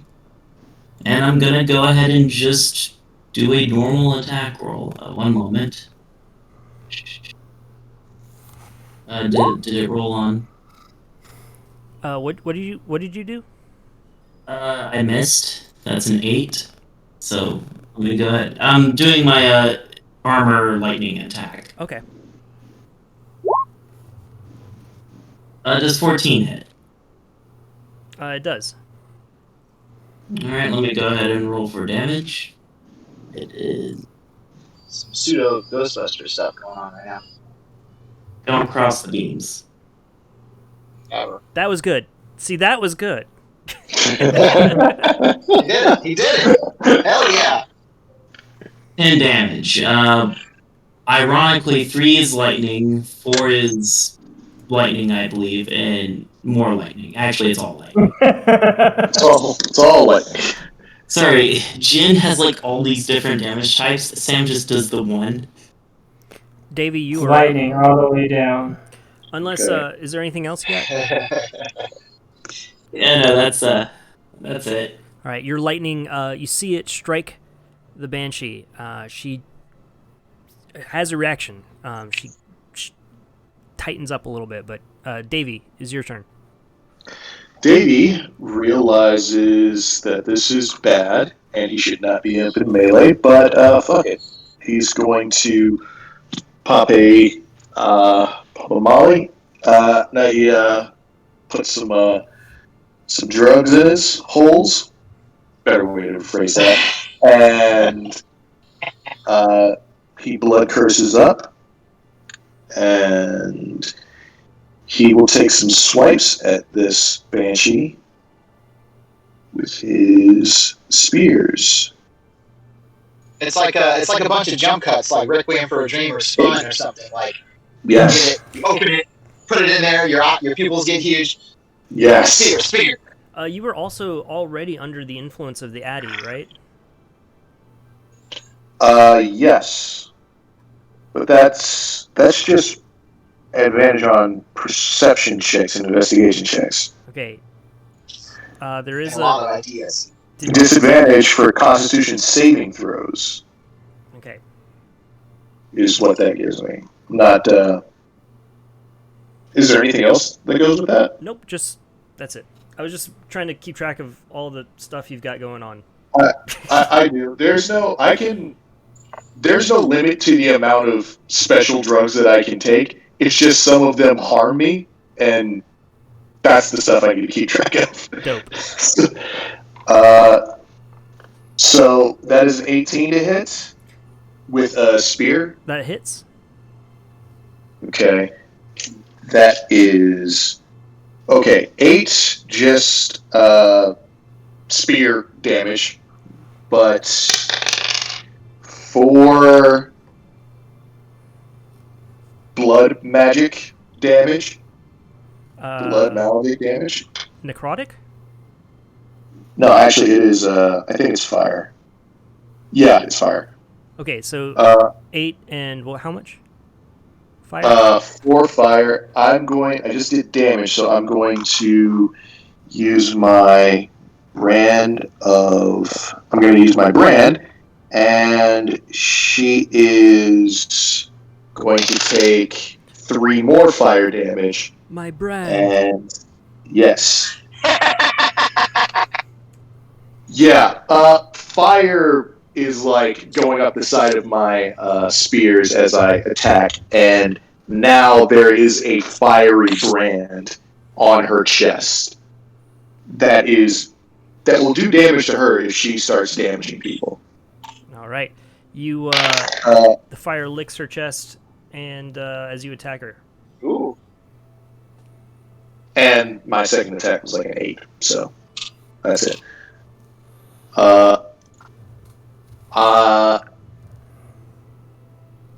just back up. Yeah. If you back move up away, one. you're gonna get attack of opportunity.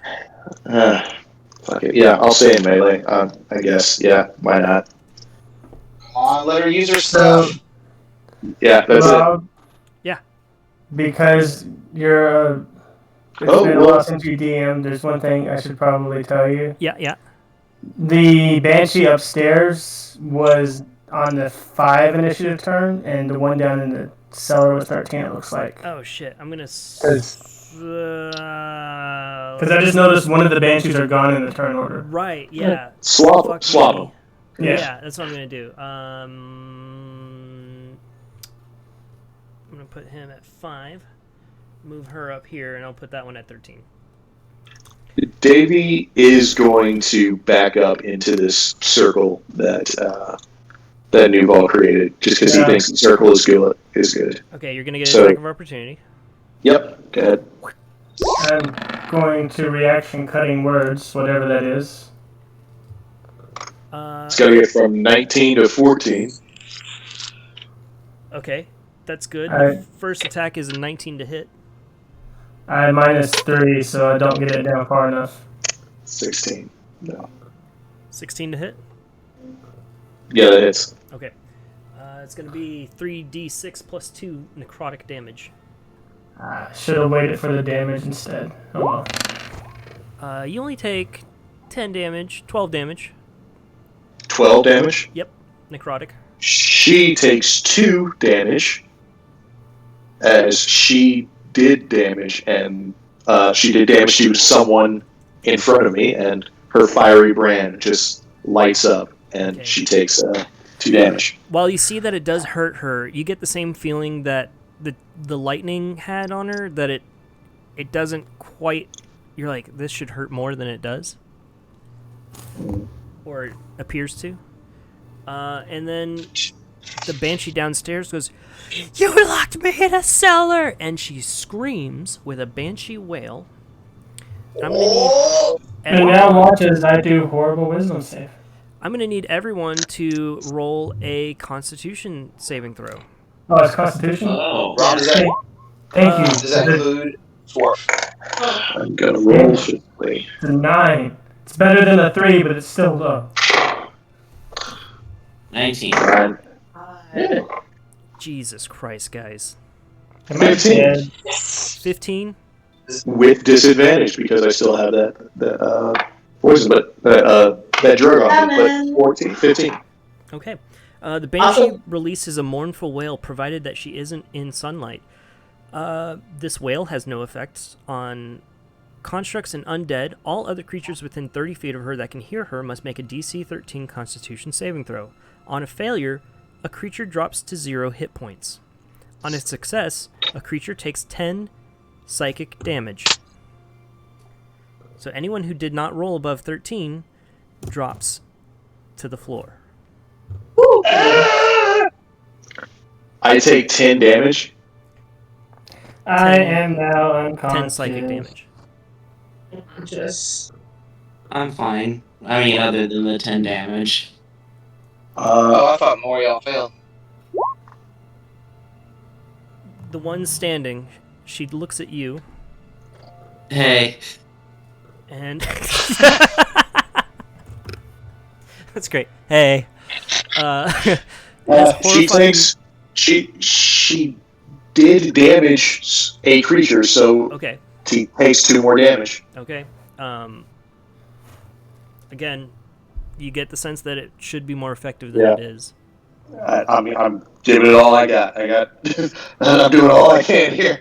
With the wail, also, at that scream, the door to the trap door to the cellar bursts open.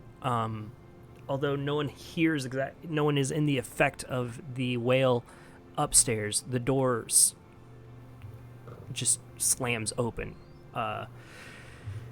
You, Mr. Red. Damn banshees! You, Mr. Red, and Mr. Sam need to roll wisdom saving throws as the horrifying visage of the banshee turns upon you. Oh shit! You know, You about to get old? I have proficiency in wisdom saving throws. What the heck? Are you Save you. 6. about to run away in terror, or are you about to age unexpectedly? That was a 1. Oh fuck! I get old. I think. Well, you are both frightened. That's true. Oh my god. I'm gonna roll how frightened you are. Right? Sure. Well, Is there a degree of frightenedness? I thought you either It were is or were not the not. same effect as a ghost. It does not age you. Right. A ghost can age you, so you are not losing years on your life with a banshee. However, you're both frightened for 1 minute. That's fine. Did you roll for the duration or something? Nope. I thought I was gonna have to roll to see how many years you all lost, but that's not the case. Oh, okay. You said you were on the same shit. Yeah, I was like, one of you's gonna get old. Yeah. That's just you should have just swapped it, dude, because we all love it. We love it. That's like our I favorite mean, thing. yeah, you can do that on the fly if you want. I can. I'm just not that quick. You are empowered. Yeah, I hear that. oh, right. Yeah. All right. God. So those are. That's it. Because she did the whale, that was her. That was it. Yo.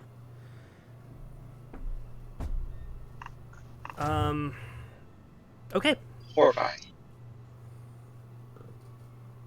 Welcome to the cellar. My god. Whatever. Let me get in there. Whose turn is it? Nouvel, you are up. I gotta take a quick call. I'm gonna put on mute, but yeah. My god, this went bad very fast. I was like, there's nobody ghosts in here. I should probably go down there first, maybe check it out, and then you guys. No, No, let me go in first. No, I'm going in. secretly. I did not say that. I said I wait till everybody else goes down because this is some white people bullshit. Fucking Sam and Nuval are fighting each other, trying to get down into the cellar. Hell no. Sam's reasoning was that he wanted to be first in line to prevent the paranormal investigators from getting in over their heads. He figured this could be dangerous, could be nothing. Either way, should probably go in first. Actually, Nuval is like, ooh, cool story. I'm sorry, and this is me being rusty. The horrifying visage doesn't happen. It looks like she has one action. It was either whale or horrifying visage. So Okay. you are not frightened. That is my fault. Thank God.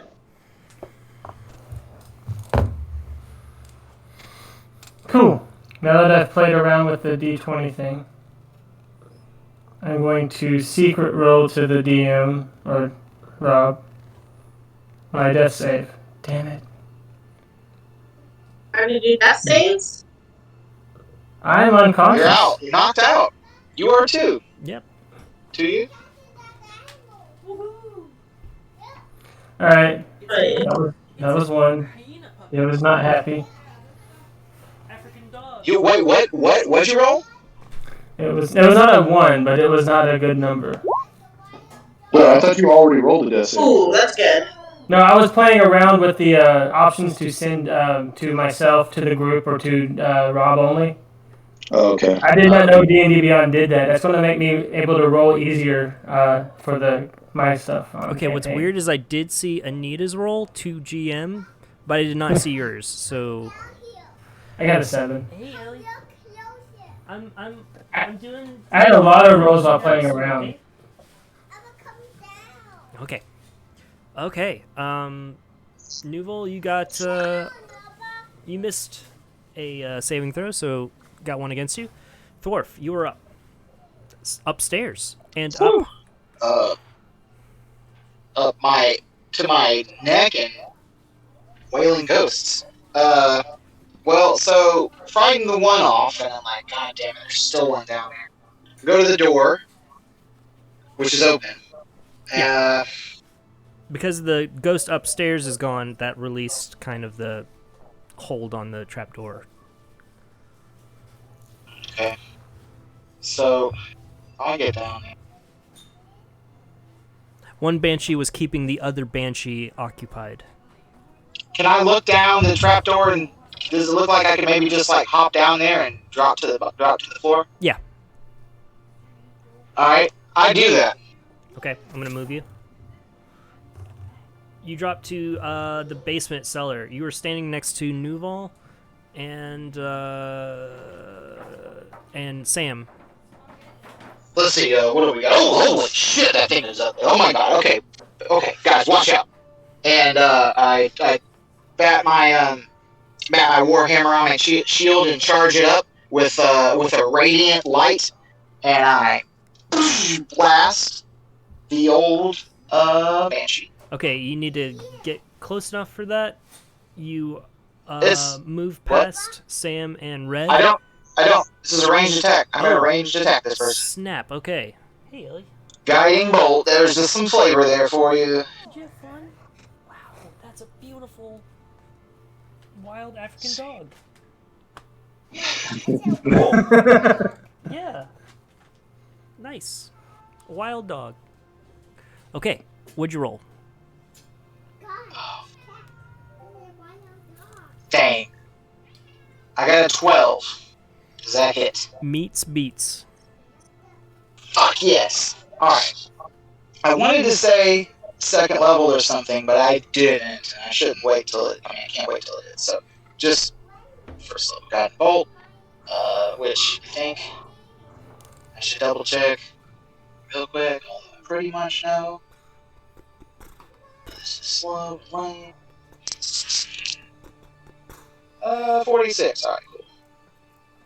So, this undead banshee takes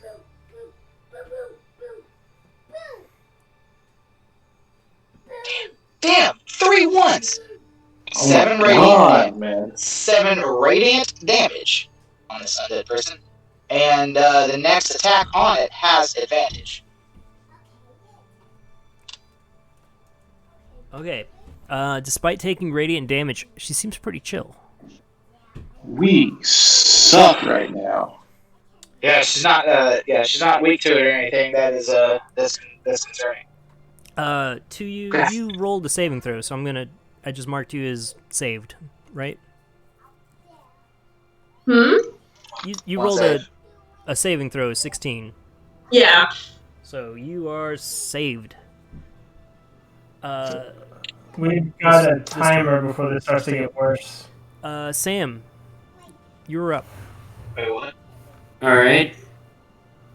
That only lasts a minute, so. A bunch of different projectiles start shooting out of my armor as I cast Magic Missile at 2nd level, stacked with Favored Foe. Let me just go ahead and roll the damage. If I recall correctly, it's additional d4 for the level, additional d4 for the foe. 4 darts, so it's only +4. 18 force damage immediately to the Banshee's face. Okay, each one of those hits. The Banshee seems to be hanging on to this reality, on a thread. You see her already starting to flicker in and out of existence, but she's got one finger left on the whatever life she's existing in. That was my last 2nd level spell slot. Hopefully it was worth it. That's my turn. Davey, you're up. Davey is going to... Fuck. High attack, low heal. Davey is going to go back up to it and attack this thing. Okay. Well, first he's going to use his blood. He's going to use one of his blood curses of the marked. He's going to amplify it and take 1 damage to himself. You see his nose starts bleeding as he gets ready for this attack. So I give myself advantage. Thank God, because that was a 2. I'm going to use a different die. What the fuck? What'd you hit? 9. 14. 14 hits. Oh, thank God. God, that I don't know why I rolled such shit today. 4 plus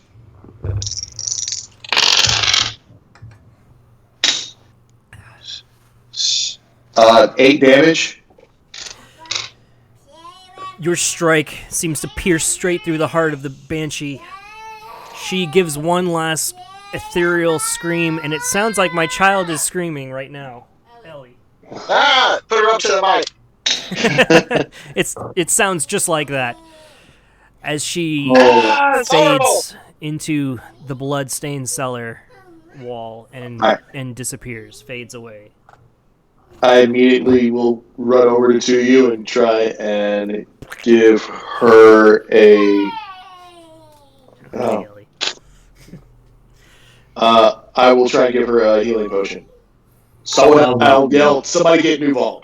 I've already rolled the death save since I would have been at the top of the round, and I got a natural 1. Someone heal Nuval. He can't be. Hey. I'll go over to Nuval and have like this deep sigh and go. Nope, too late. Sorry. Nuval's dead. Well, yeah. What do you mean? What do you mean? Yeah, you already had your turn and took it and rolled a 1. I would have been next. I'm kidding. Because of I'm the kidding. Banshee. I'm kidding. He's not dead. He's not dead. We were out of combat. After the Banshee? DM intervention. You're not dead. Okay. If somebody doesn't get to me soon, I am dead because I rolled a natural 1. So whenever he takes that into effect. I was trying to put a joke in. It wasn't funny. Sam, what do you do? Okay. Go over to Nuval. I'll pump him with a level 1 cure wounds. 3 HP back to Nuval. All right, Nuval. You wake up with the worst hangover, and you swear you saw the other side. To you get 9 health back. Hey. I'm up. Oh no, D&D Beyond's broke. It won't let me heal. Yeah, it does that. Because it sucks. Somewhere. Do you click on, I think, the successes or failures? Yeah, I got it. Yeah. The pink die is dead to me now. Somewhere in the distance, you hear a faint shriek. There was that other one. You better keep getting more faint. Well, it will turn around at some point. Did you exercise the one upstairs, or did it just run for a little bit?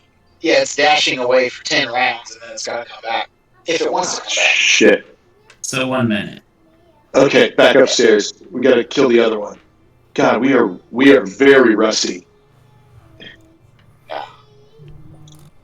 Well, I mean, we don't just dive into trapdoors. I mean, it's D&D.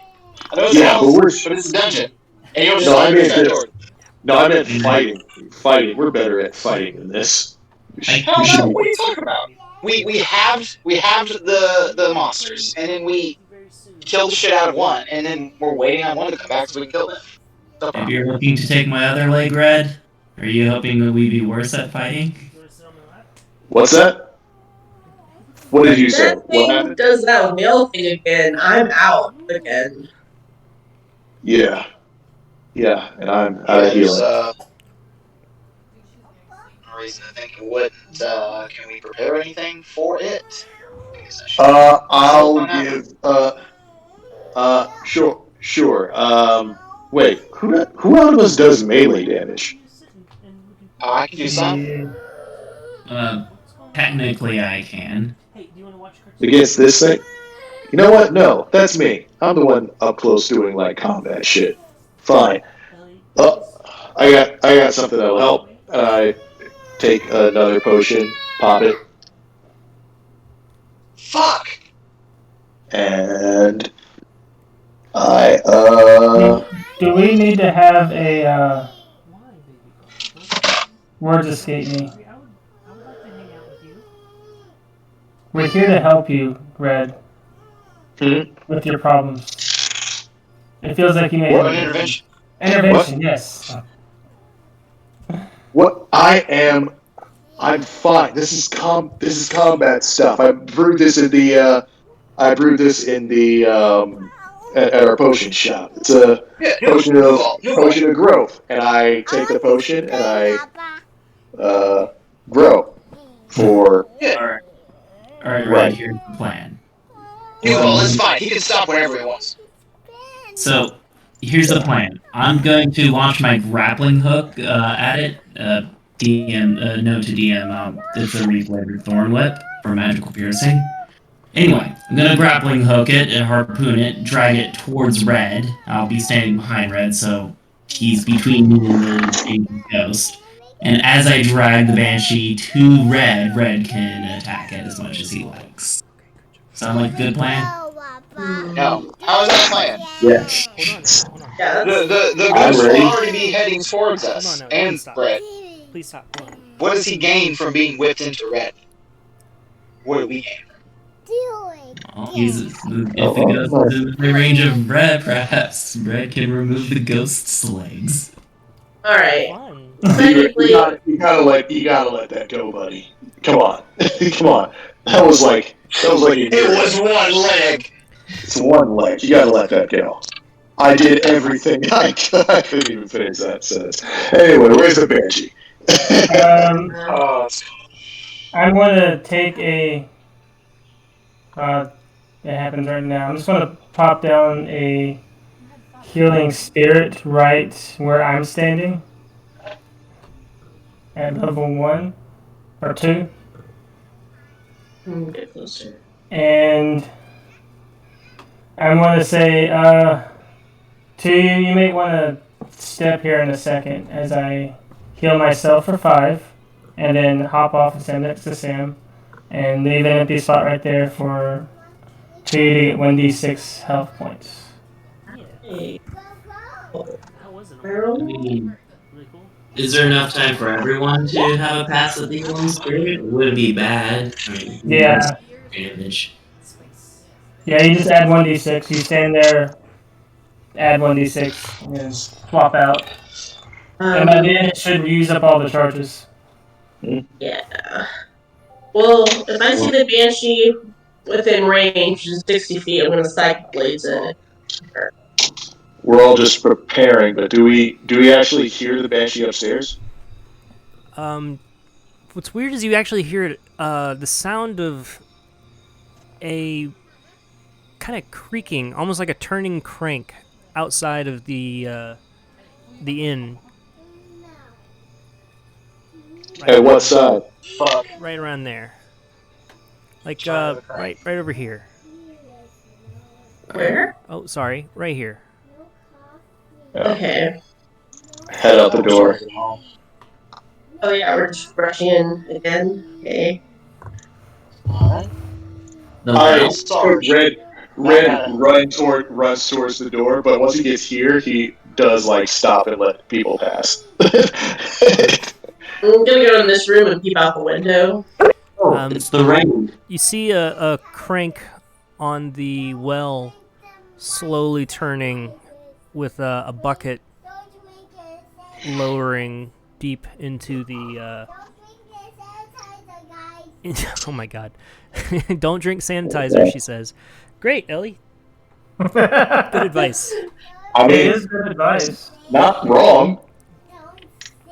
Just trying to lay off sauce. You hear the bucket lowering into the well, getting deeper and deeper. Can I move to just cut the rope? Yeah. I'll do that. One moment. Let me move. Yeah, I'll just pull out a short sword, slash the rope down, and let it just plummet. You don't hear a splash. Ah. Has it been a minute yet, Rob? It's getting there. Okay, so this thing has been dashing away every turn it had, right? Yeah, I'd say that it. What was So it's failed to running do? away for 1 minute, which means that it'll take another minute for it to get back. Absolutely. We're all just posted outside, just waiting. I think this well might be bottomless, or there's a third spooky ghost unaccounted for. I hope there's no third spooky ghost.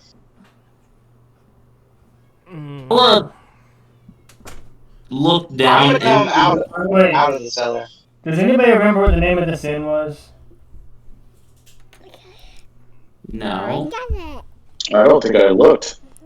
We could ask the paranormal investigator. Sally would have named it. Told us the name when we came in here. She said it was like something sisters or something like that. Tally goes, yeah, it's the Yeah, something two sisters. the twin sisters.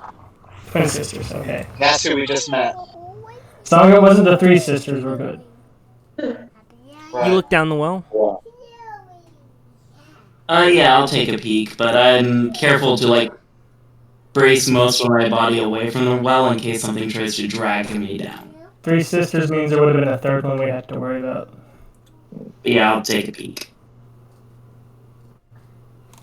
Make a dexterity saving roll. Sam's good at those. 15. Hey! Streaking across the yard from the outhouse over here, the ghost attempts to pull you into the well with her as she streaks across and dives down into the well. You manage to just get out of the way just in time, stepping aside, and she claws at you, trying to pull you down into the well. Who was that? The other one? Papa, you're squishing my puppy. Oh, I'm sorry, Ellie. Yes, that's correct. The other one is back? Yes. Yeah, we just tried to pull Sam into the well. Let's step back a little bit.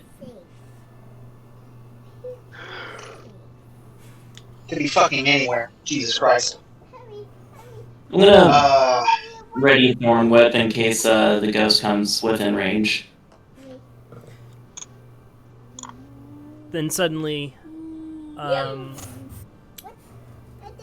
you all hear a horrendous wail, a terrifying shriek coming from inside of the inn. Ah, dang it. As Now I'm in the inn. I came up from the cellar, but I'm not outside. Okay, where are you at? I can't move myself. I'm sorry, but I cannot do this with the phone. Okay, But I mean, you can just put me ouch. at the top of the Ellie, that's enough. trapdoor or whatever, just upstairs. Okay, I got the wrong person. I grabbed Sam. Yeah. Dwarf, where are you? I'm in the cellar still. Can't get He's out. down here. I thought I was. Down in the cellar. I thought you were too. Oh, there he is. Okay. Yeah, there. Maybe I did that. You're up there. Okay, you see the ghost come up from below the floor in the center of the inn, of the main room. Fuck. You see the dwarves around you, the tabaxi, the half-elf, and the goblin girl. They all turn suddenly in horror as the visage of they look upon the banshee. You have one action, a reaction that you can take right now. Well, just one A action. reaction? Just do something. Okay, yeah. You have time to do something before All she right, lets loose a wail and tries to take out everyone. Alright, a whale? Oh, fuck. Then, This is a rude establishment, so my options are I am going to try to roll good enough to kill it with a 3rd level guiding bolt, smack the shield, get the charge, and roll.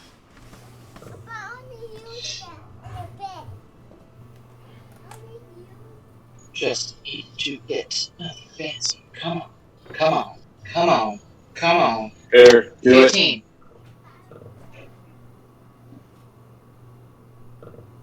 15 to hit the guy, the Banshee. 18 hits. Well, it was a 15. Does that still hit? Yes. Okay, Oh, cool. God. So, alright, 66, a lot of damage. Not too bad. 21 radiant damage. And next attack has advantage. 21 radiant damage. Yes, sir.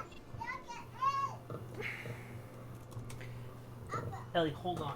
You need to wait. You need to wait. Wait. Wait. Okay. Yeah. So your strike hits the Banshee just in time to stop it. It takes a deep breath. Boom! You hit it. She goes. She doesn't quite get the shriek out. Stay out! She goes, "None of you paid! You all ate my food! You drank my mead! You paid nothing! Thieves!" Your service was terrible! What's to review on Yelp? Can I speak to your manager?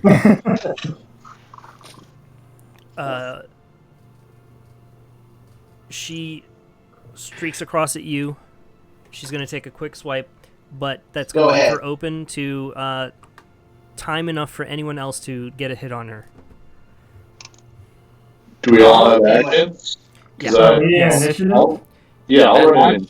I'll run in and stab. I'm going to avoid initiative for now. I'm going to see if you guys can take her out in one hit.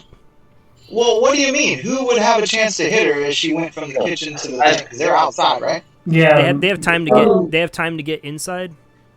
And Yeah, take she's her right out. there. She's right Assuming there. the door is open and I have line of sight, I'd like to magically harpoon the Banshee. Okay, go for it. That's crazy. All right. Try it. One moment. Bring it, bro. Did it roll? Oh, does a 20 hit? 20 Yeah. hits. Yeah. Alright, one moment. Okay. 10 magical piercing damage, and the Banshee is dragged 10 feet closer to me. She passes through Davy. Okay, what does Nuval to you and Red do? I'm a stabber. I'm gonna do a stabbing. 11 to hit. Okay. You have Oh, inspiration. Is that I'm sorry, a D6? 11 does not hit. She has yeah, a, you still have inspiration. Good. What's a 28. what is it? Oh, it's a D8.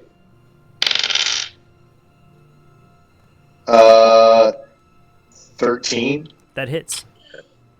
Oh, thank God. Okay. That is going to be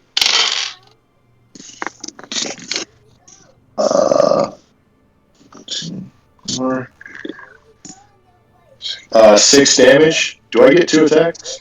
Nope. This is like a normal. Okay. Then that's it. All right. To you and Nuval, you can take one quick action. I feel like we're just standing around beating this ghost to death. I'll psychic blades. Yes. That definitely That hits. is a 22 to hit and 16 damage. Davy's close enough. All right. As it passes by the door, you see it through the doorway. Davies hits on it. It doesn't pick up what he's dropping down quite, but you pass some shivs its way, and this ghost kind of evaporates into the ether. Okay. It is dead. The house around you suddenly Dust seems to just pour from the ceiling. The food around you turns to maggots and rots. The smell from the stew just overpowers you. The casket drips black ichor to the floor. Just this disgusting We should go. flies fill this room. Let's go. Everybody out. Everybody out. Let's go. The bread is disagreeing with me. That wasn't good. That wasn't good. Wait a minute. Cool. When Thorpe blessed the food, he was getting rid of the illusion on it. Yeah, not good. Not good food. That bread's disagreeing with me. Let's go. This is why you don't eat and drink strange things. The the You're exterior right. of the inn suddenly looks decrepit and old. You see broken windows that were once a hole in shiny glass. Suddenly, the illusion fades as you see this broken, decrepit inn that has stood empty for who knows how long, and it was maintained by this illusion. Thorpe, I thought it was about to come down on us. Red's holding his stomach and just going, Thorpe, can I have a margarita? My tummy hurts. Oh, I don't think that's going to do you good. Here you go, buddy. Have a juicy fruit. Okay. I like it. I like the juicy. Little grapefruit. It's good for the soul.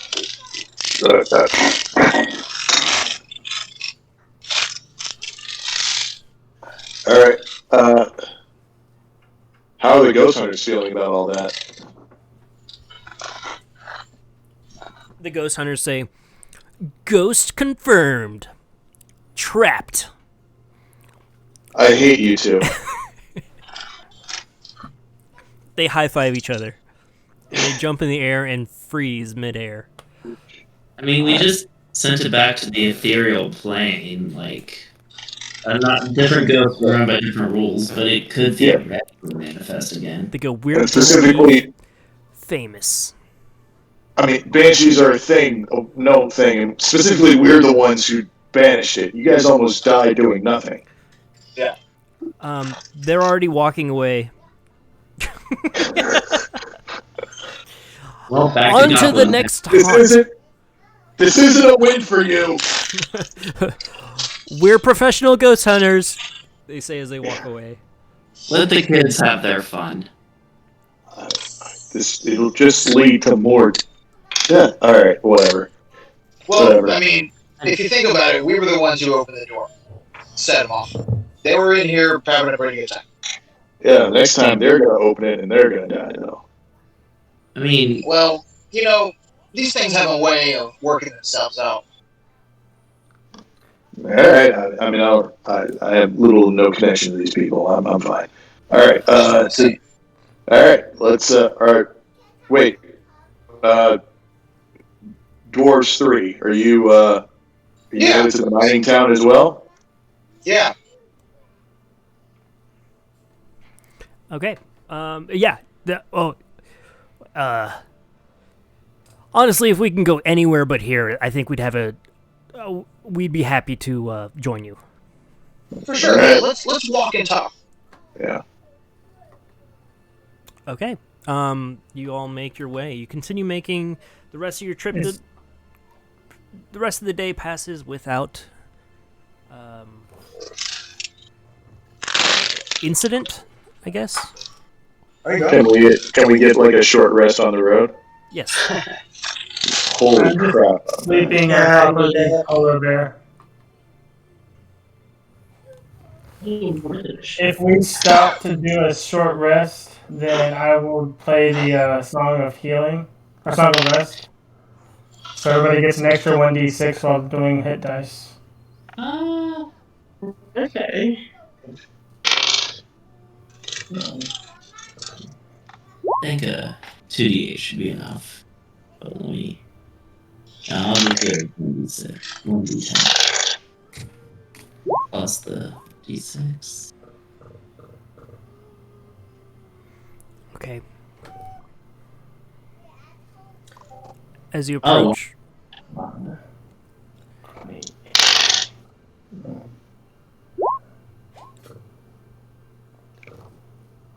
with another 8 hours, you all arrive as it begins to get dark to the small. It's a mining town, but it actually was a mine before the goblins got there. They are simply kind of revitalizing it. So there were a lot of old existing structures that have been kind of shantily repurposed. But as you all approach, you see in this kind of canyon the lights of the shacks of the mining town in the distance. Perka gets increasingly excited and goes, "It's still there. It's still there. Okay. Now, normally we have a... I don't want you guys to just approach in the middle of the night. We have a guard who usually stands out, and it'd be a lot easier if I just go ahead of you guys a little bit and talk to him and just so that there's no issues. Like, we're not an attacking party." I mean, we could just sleep outside for the night in the hut. She goes, No. I was sent to find an adventuring party to help us to take on the mine. Seriously, let me talk to him. It's going to be fine. I'll take care of it. Go get your people. Yeah, it's her town. I feel like she knows what's up. As you approach the town, I'm gonna go ahead and drop you guys on the page. Was this after another long rest time, or is this a short rest between the... It's a short. You've had short rest. Okay. You haven't had a long sleep yet. You're arriving at the end of the day. Okay, it's the end of the day. Cool. You see a goblin guard standing at the... You all are arriving from the east, kind of down here. I don't know if you can see where I'm... Hey, Rob. Yeah. Is there any way you could get rid of the... Oh, wait, no, it's gone now. Never mind. Oh, the turn order thing? Yeah, I just saw it. Yeah. Okay, cool. Yeah, I can't really move around, so I'm looking at it.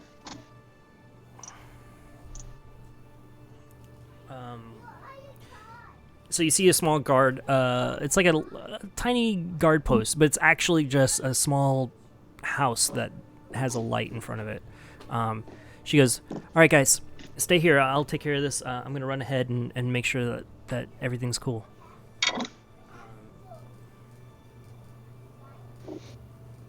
As she moves forward, you see her talking with the guard for a little bit.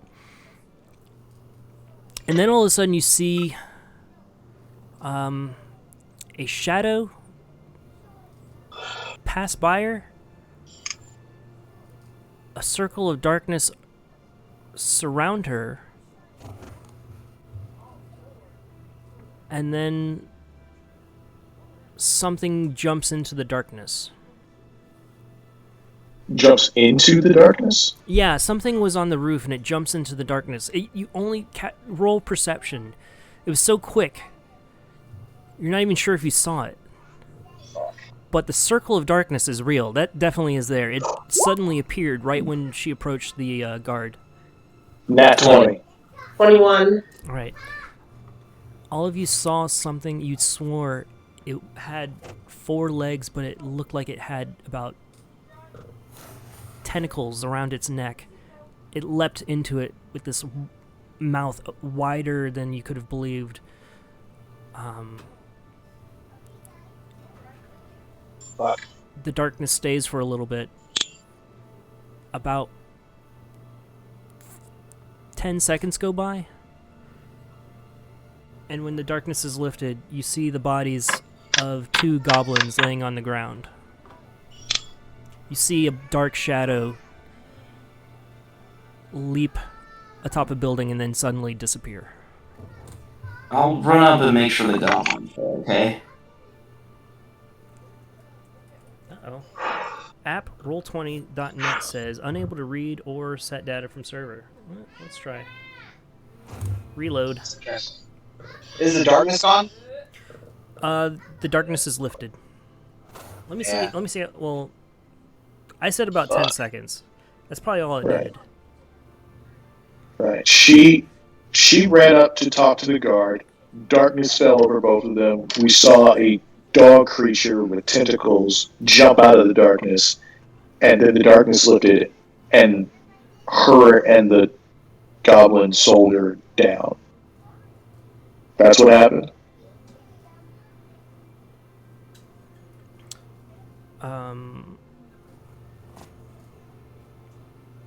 Yes. Okay. Du-du-du-du-du-du. By the way, terrifying. I want banshees back. I'd much rather banshees Yeah. than whatever this is. Oh, something. I think this is something you created. Why am I getting blamed for everything in games? What did I do? Because your last character turned into a mind flayer, and I just think because of the tentacles and because of the. That guy's dead. Sarge is dead. You see. Not the party did survive. Did you check the two goblins? Yes, making sure they're at least breathing and pumping cure wounds into them if they're not quite dead. Okay, I'm gonna roll real quick. Let's see, they've got 8 health. 1d10 plus 3 plus 2d8.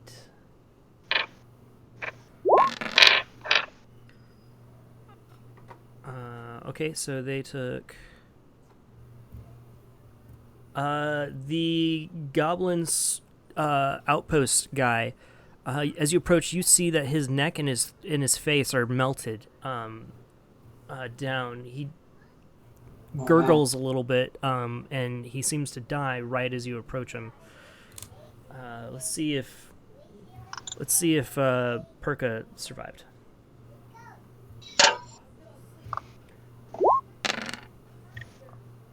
Okay. I'm starting to feel bad nicknaming her Percocet.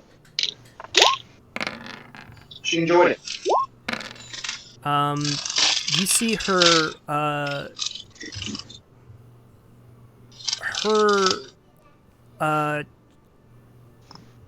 limbs seem to be kind of strewn about, and her face is also melted.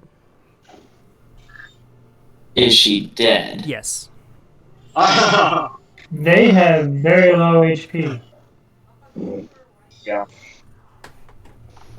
I kind of kick the snow in anger, not towards the bodies. I don't want to mess with any evidence I could give a false impression, but The highest he could have had, based on the numbers Rob is rolling and saying, is the highest he could have had is 8, and the highest he could have had is like 6. What the fuck was that? Well, I don't think it was a mind flayer anymore. Uh, But we probably need to kill it. The fuck's a mind flare? can I roll like survival or nature to see if I can kind of make a guess on what it was based off of the wounds? Absolutely. Let's try survival. Ooh, 17.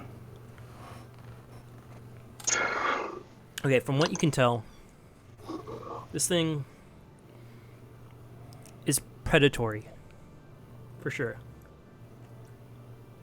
It seems to have ambushed, and you saw its style of ambush. It's got claw marks and a bite mark, but around the bite mark, you see...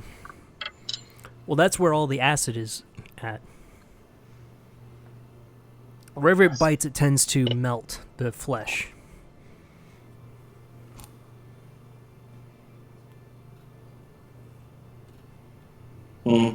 Let's go home. no. It wasn't a creature hunting to eat because obviously it just left everything here. Getting this town in our good graces is strategic. Is there a town left? We need to should find find out. Presley. We should find Presley Hey. to see if he's still here. Presley, okay. Hey, we should also probably like make a lot of noise and shit, or look for traps. Since you said that we need to make since Perka said that we need to make sure that they know it's not an invading party or something. I can. Maybe we could just light the torches that we all have and just make a lot of noise. Torches, right? Light is good. I don't Okay. give a shit about the Light. goblin. Yeah. The drift globe rises in the air, and a 60-foot radius sphere of daylight bursts out of it. Yeah, I don't give a shit about the goblins. I care about the. I'm okay talking to mad goblins, but the daylight, the darkness with the tentacle dogs Well, in it. That's I guess bad. it's not daylight; it's the spell daylight, which is normal light still. I think it's a very. Yeah, then that sucks. It's a very Yeah, it mysterious. just says bright light. The sunblade is like, this is daylight. Or something like. You said 60-foot radius? Yeah. Oh, fuck yeah. Yeah, leave that thing running and let's walk up there and see if there's any town. Yeah. As you continue on, let's see. Let me get you in there, Thorf. As Thank you you. continue forward, the town doesn't seem to have much movement. You approach the first large building, and you can see. Oh, this is not. Sure. What? I see a giant radius around Newville right now, and Let me find a different color. I don't think this is to scale, this map, so... Oh, okay. Let's drop it down to like 30 then, and do a lighter color. Save settings. There we go. How long till the sun rises? it's currently... You got here as the sunset. You probably got here around 8 o'clock. I think we should pull an all-nighter. My suggestion is we find the building that has the largest amount of goblin activity, assuming there is one. We cast a tiny hut near it, and we keep watch of both us and the building all night. Red takes out one of his drugs, pops it into his neck, and his scales start changing, and he seems to be a little bit more charismatic. You get some Technicolor like sheen. Well, like his dirt, he's like dirty and always has like blood on him and stuff. But his scales like flip up and it gets cleaner and more presentable. He does. It's the alluring formula. Your skin and voice become malleable, allowing you to slightly enhance your appearance and presence. You have advantage on charisma ability checks. Cool. Very cool. Side effect: you have disadvantage on initiative rolls. Still cool. Okay. Oh, yeah. You see the windows of this building are boarded up, but at your bright approach, you see one of the doors, a double door to this factory-like building, open up, and a goblin with a golfer's cap pokes his head out. Kind of Who goes there? Kind of signal for him. It's like very dangerous out here. There's a bunch of creatures about. You should probably reinforce. Get inside. Get to inside. the Hurry. Get inside. Firstly around. Alright. Don't say anything. I don't ask. Shh. The thing, it has good hearing. It can see in the dark. It knows what you're thinking. How do you know that? I don't. Everyone Let's get get inside. Okay. Yeah, I get inside.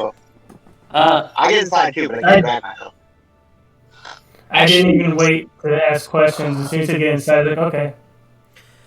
Before I head fully inside, though, I will quickly say to him, "You said it has good hearing, right?" Yes, maybe. We don't. All right. Before heading inside, I'm going to spend a spell slot to punch out a thunder wave in the opposite direction. I'm not hitting anything, Rather, my goal here is to make 300-foot radius of extremely loud noise. You did. Somewhere else. And then, like, head inside. Did you just punch toward? Did you just make a loud noise towards the gardens? Away from the building. I don't want any obvious humanoid to be caught in the thunder wave. Like I said, I'm purely casting it for its noise effect. Oh, Jesus, across. We're in a mountainous range. Sam. Yeah, like we're kind of like an autonomous group, but can you not? Well, I think you just made a loud noise towards the gardens. Yeah, that was really fucking loud. That's I feel like I could have heard that even if I was 300 feet away. There's 2 buildings here that we're all holed up in. One is this building, the other one is in the gardens.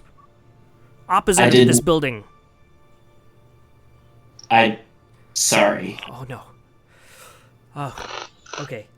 Maybe if everyone stays inside, that it might not take anyone. How many people are in the gardens? It's already taken 2, I tell him, unfortunately. Do you think that's the first 2? How many? Yeah, Duval's right. How many people are in the other building? There was 4, but that's our production building, so occasionally there'll be more goblins coming out of it, but if we have the materials, we can make more. But right now, we're low on food. All right, let's. Whoa. Make more? Yes. Do you make more goblins? Yes. What? There's a stew. Do you not know how goblins are made? Thor fucking sits down. He's ready to hear a story. Sam casually says, I'm pretty sure goblins are created from back.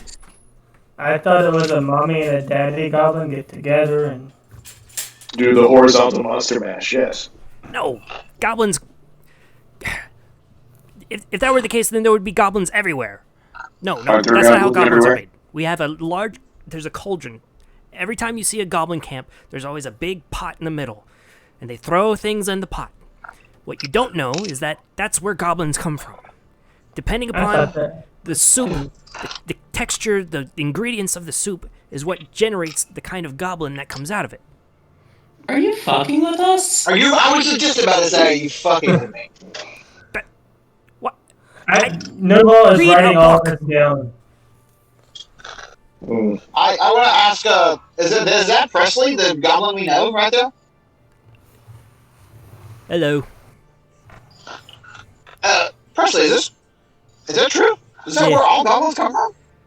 Well, depending upon what you put in the pot is, Well, yeah, okay, that's not the ingredients, it's more like the origin story, the whole, you guys don't, listen, it doesn't matter. Anytime you, that's why I carry this giant thing I got a giant pot on my back. To make goblins? Yeah, that's how goblins make new camps. You take a little Holy bit of the pot, you go to a new place, you add more ingredients, and now you got a new city for. I know there's there's definitely horrible things happening that we need to prepare for, but I'm just so fascinated by it. I know, I'm honestly torn. There's the cloaked murderer outside, and then there's this new goblin origin story that I don't know, and I don't know which one to pay attention to. Noble is writing all of this down, but you rolled a 22 insight check. On who? On the hat-wearing goblin about the origin story of goblins. You pick up that he's mostly just incredulous that you're asking this right now. So it's true. Okay, so what recipe do you use to make goblin miners then? Do I see anything happening outside? Like compared to the goblin warriors and goblin scouts? No, does it change, or is it always the same recipe and just whatever comes out, we give them a job? Are you born as a mailman? No. In some societies. No. Okay, we're not like that. No, goblins are born, and your disposition is determined by the ingredients, right? It's not your job or what you want to do in life. It's more like what kind of person you are. That's when you get when you put in like human flesh or any kind of humanoid. That's when you get your kind of bloodthirsty, flesh-eating goblins, right? But if you put more less humanoid ingredients in the pot, over time you'll get less bloodthirsty goblins. So if we fill the pot with like fruits and berries and some small animals, you'd get kind of like More very temperate. mellow. That's what But- we are as in this town. We're trying to make a more temperate society. What if? Well, first of all, tactically, Nouveau, can you get a hut up and running? I figured it's a good extra layer of defense. I don't know how many goblins Yeah. can fit inside one hut, though. As for this origin story, like, I'm still not over it, but I want to know what would happen if Red were to dump his whole drug supply into the pot. You'd probably get some psychotic monsters. Oh, Turbo goblins! oh God! Fuck! Oh, That's got to happen. Oh no! Do not mess Oh, with our pot. oh no! I'm gonna have to do that. Oh my God, no! Wait, are- yeah, hey, wait. They're actually probably not gonna like that at all. We are No. trying to create a goblin society with free-thinking goblins. Good Yeah. goblins. We're good people. Come on. I'm what if pretty we sure wanna Red make- has some Red, psychoactive when you said that, Red is just like saying like that would be horrible. I would never do that. But then he's just like clearly running numbers in his head, trying to figure out what that would look like. Oh my God, the implications. He was like, when he keeps saying like, I can't do that. It'd be the end of all things. I can't. It'd be too powerful. I'm not. You can't make another. You can't make another. You can't make another psychotic cult. You can't do it. You can't. It happened once. You can't do it again. It would be so crazy. It'd be so crazy. You can't do it. They've ruined it all. Icewind Dale's already terrible. It get worse. Not to mention, Anyway, that's not just Before one he goblin you're making. You're making a whole new clan of goblins, a whole new society of psychotic, murder, rampaging goblins. It wouldn't just be a single one. Red starts writing more math. He's just doing. a new race. Oh God, I'm not gonna do it. I can't do it. It's all about shoulda, not coulda. It's all about shoulda, not coulda. Okay, but I'm just gonna Thank start you for not looking creating out. a psychotic species of goblin I'm gonna monster. start looking out. Do I see any of the darkness or anything, or any like of the creatures swarming on this area? Wait, what? I'm trying to see if I see like the darkness spreading or the tentacle monsters Roll perception. swarming on this area. I'm gonna do that physically because D&D Beyond has been rolling like shit. And physically, I'm rolling like it's lower than my. It's a 4. So you don't see anything in the darkness that you could recognize, but you do manage to spot some little tiny lights, kind of running around on the ground. Little lights, little tiny lights. But they're kind of like almost like firefly flickers. They show up for a little bit and then they disappear and then they pop in and out. Oh shit! I just go no, and I just go back inside. Okay. What is that? What is the monster? What is it? It looked like a dog with tentacles. What's going on? Is there only one? Sorry guys, I had to run out and take the dog in. We need answers. I'll tell you all I know. What, who are you? We're We are friends of Presley that was coming down to see if we can negotiate, one, keeping you all alive since some of the towns are being a little cruel, and two, trade for resources back to Lonelywood. Yeah. We're in charge of Hollywood. We saw, and the little goblin girl, Perka. Oh, Perka. Yeah, Poor girl. She got you? yeah, but she literally seconds ago, minutes ago, just the monster got her as we were walking up. Oh, And your no. guard. No. Yeah, and the guard that was at the front gate. My little nephew. Oh. She should never have come home. Well, Damn it. We're here to help. All right. You're here to help. Well, we've got a monster that we're planning. We needed your help to make a trap. We can't survive this unless we take it out. Presley, Are you sure it's just one monster? we don't know. There's one thing. It seems to be. It's not killing everyone. It's when you get in small groups. You have to stay inside, stay in the light. Don't go outside in small groups. By yourself, you're dead. Okay. It's coming from inside the mine. Every night it comes out. And it takes 1, 2, sometimes 3 people a night, but it never goes home empty. I think Sam's Open right. that door. Does it actually Door? or is it just dismembering bodies? Because Perka and the guard are just kind of in pieces up front and not actually hauled back anywhere. Sometimes it drags them back. Sometimes it just kills them where they stand. We're not sure what it's doing. What door did you just bring up? You said it. You said it was. It all went to hell after you opened a door. What door? In the mine. We came here.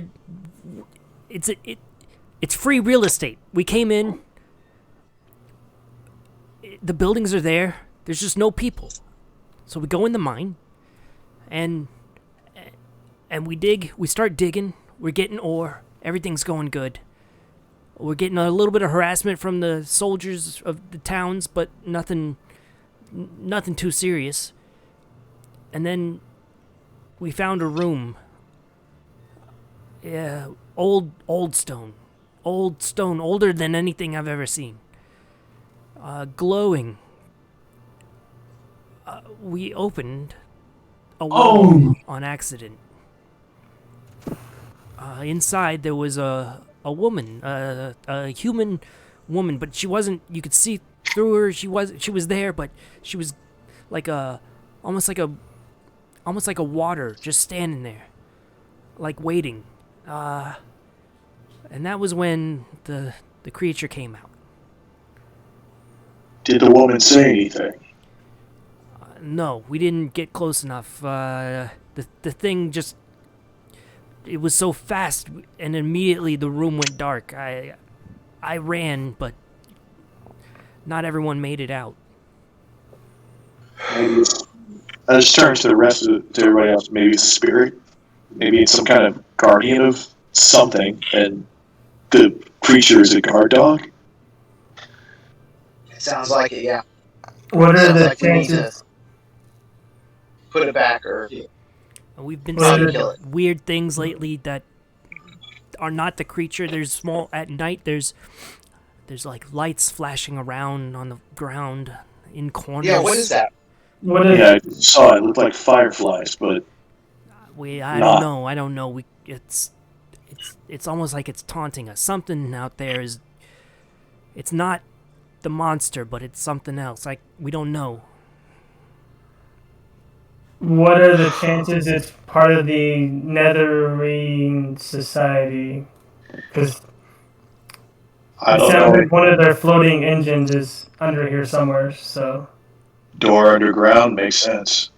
But Wait, I thought that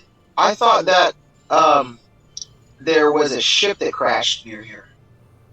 oh yeah, there's also the ship that was further south on And the the side of the world. Netherese thing I think is like the tower or something.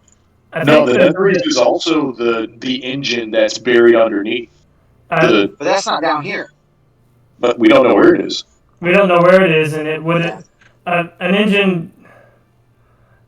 I need to roll to see if Noval would know this. History check real quick. Probably not with a 9. What do you Yeah, got? Brian- we need to go down there. But Brian knows that the engines are used to keep cities up in the air. Yeah, But- that's kind of legend. Yeah. Yeah. Okay.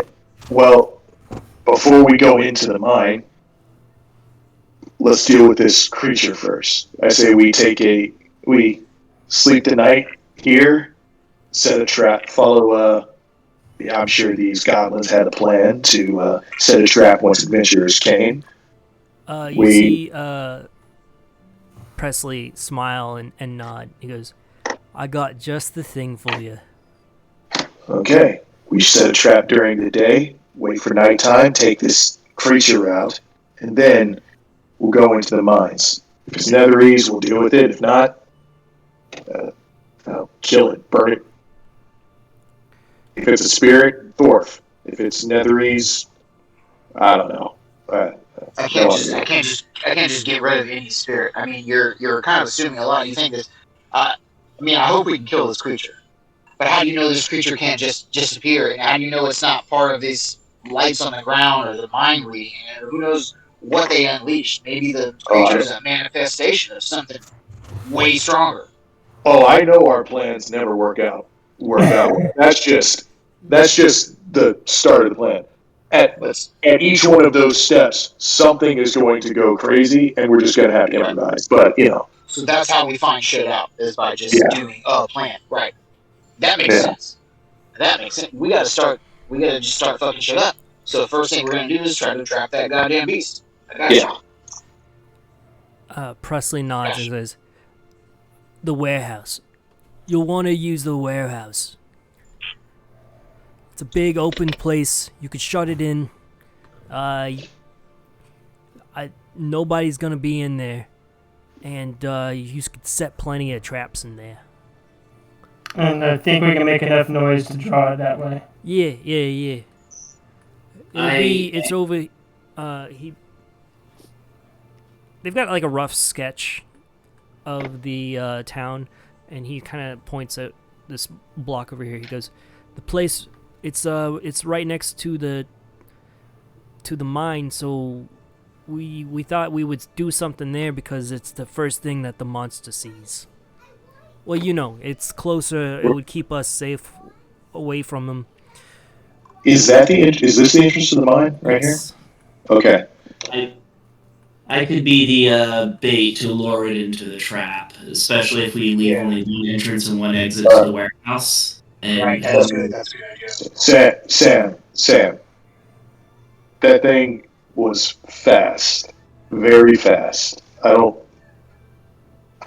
not comfortable with making anybody the bait for this.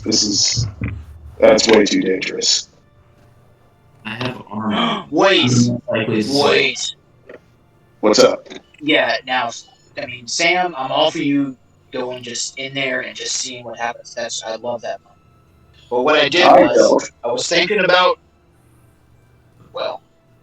I was thinking about what we saw from the creature, and I was thinking about, kind of some of my attributes. Listen, I'm hard to hit sometimes, pretty tough. And also, I've got this fucking tattoo, and it absorbs acid. From what we could tell, a lot of acid was coming out of that guy's face. I think I'd be an okay bait because I've got this. Well, if anybody does any damage to me, I've got my reaction where I can call on Buffett's help to help move them around. And also, if I get hit, I can potentially.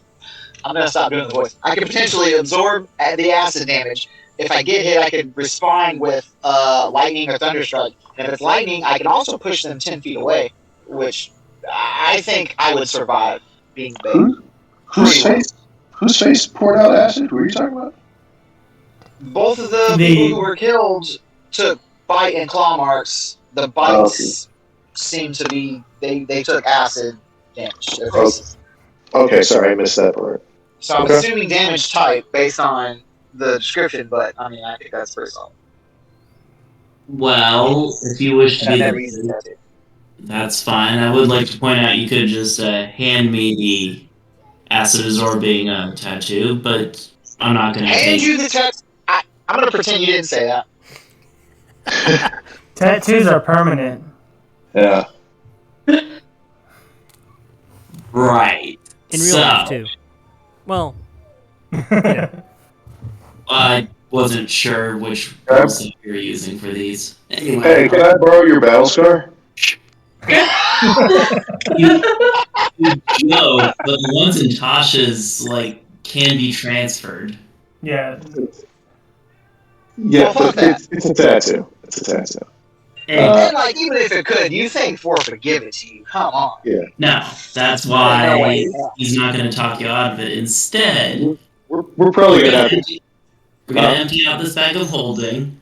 I'm going to just turn it into a piece of cloth, and we'll get you an additional AC. Okay. But What's You're the emptying out the bag of holding? I have to destroy the bag of holding to give him a +1 shield. Can we talk before we do these? Yeah, These let's actually not do that. like casting spells and destroying magic items. Do we We have talk another first bag and of then do the holding? thing. No, we This do is not. us talking. I I thought haven't seen it yet.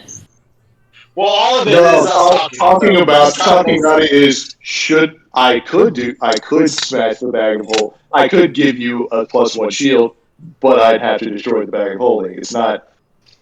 I turn out of the bag of holding and destroy it so that I can. Yeah. No, I think the infusion is cool. Your infusions is cool because I mean it's 20 right now. 21 is higher and all that shit. But I mean these are. I mean I think it's fine. Keep the bag.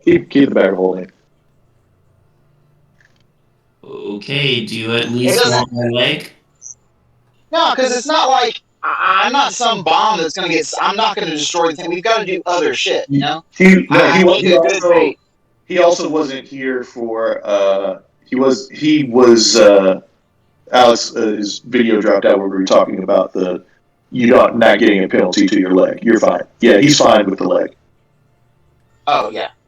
And it would have been movement. And I've got- obviously. Yeah, he's I've fine. got my boots of leaping and striding too, which also helps. Alright. Plus, all he's got to do is get into the building and he's good. And we'll be around, but we'll within range distance. I don't want to leave anybody just too far out in the open. We'll be watching from a distance. And the goblin has other plans that we will probably figure out while we're doing the camping. Well, in the campsite because it's past 10 o'clock, and Rob has a family to go to sleep. Oh yeah, and the Goblin goes. I think Trey's getting sleepy. The Goblin goes. Trey has to get ready for a trade show tomorrow and has to be up very early. Trey's a sleepy baby. Presley says, "Nope, no plan, just place." Damn it. Well, we're working on it. Yeah, let us think a little bit. All right, we stay We'll here figure all something night. out. We'll be fine. All right, tell your people over there to stay put. They already know. They know the deal. You hear distant screaming, Fuck. shrieking, but he just shakes his head and he goes, "Don't wait till day." Let me roll a 1d4. Ooh, 4. Is that how many died? Yeah, dude. This is awesome. Oh, steaks. I was thinking that word. Said it. Okay. In the morning, you'll meet 2 less goblins. Alright. 2? Yeah, it's half 1d4. Yeah. How long does it take to cook up a goblin? If we had food, it would be about once a month. Oh, fuck. But we're never out of mind. food. Okay. Is Well, I drugs? got you. Hey, are you hungry? You guys hungry? I got you. They nod. Would Okay. magical holy food work? He goes, well, we'll always take a bite, and but I think we just stay here for the night. In the morning, Yeah. we'll head over to the warehouse. You can set up your preparations, and get ready. Okay. And Yeah, we're just that's gonna where feed 'em we'll if end they're hungry, tonight. Oh, God. Got a few Oh, ideas. yeah. You know,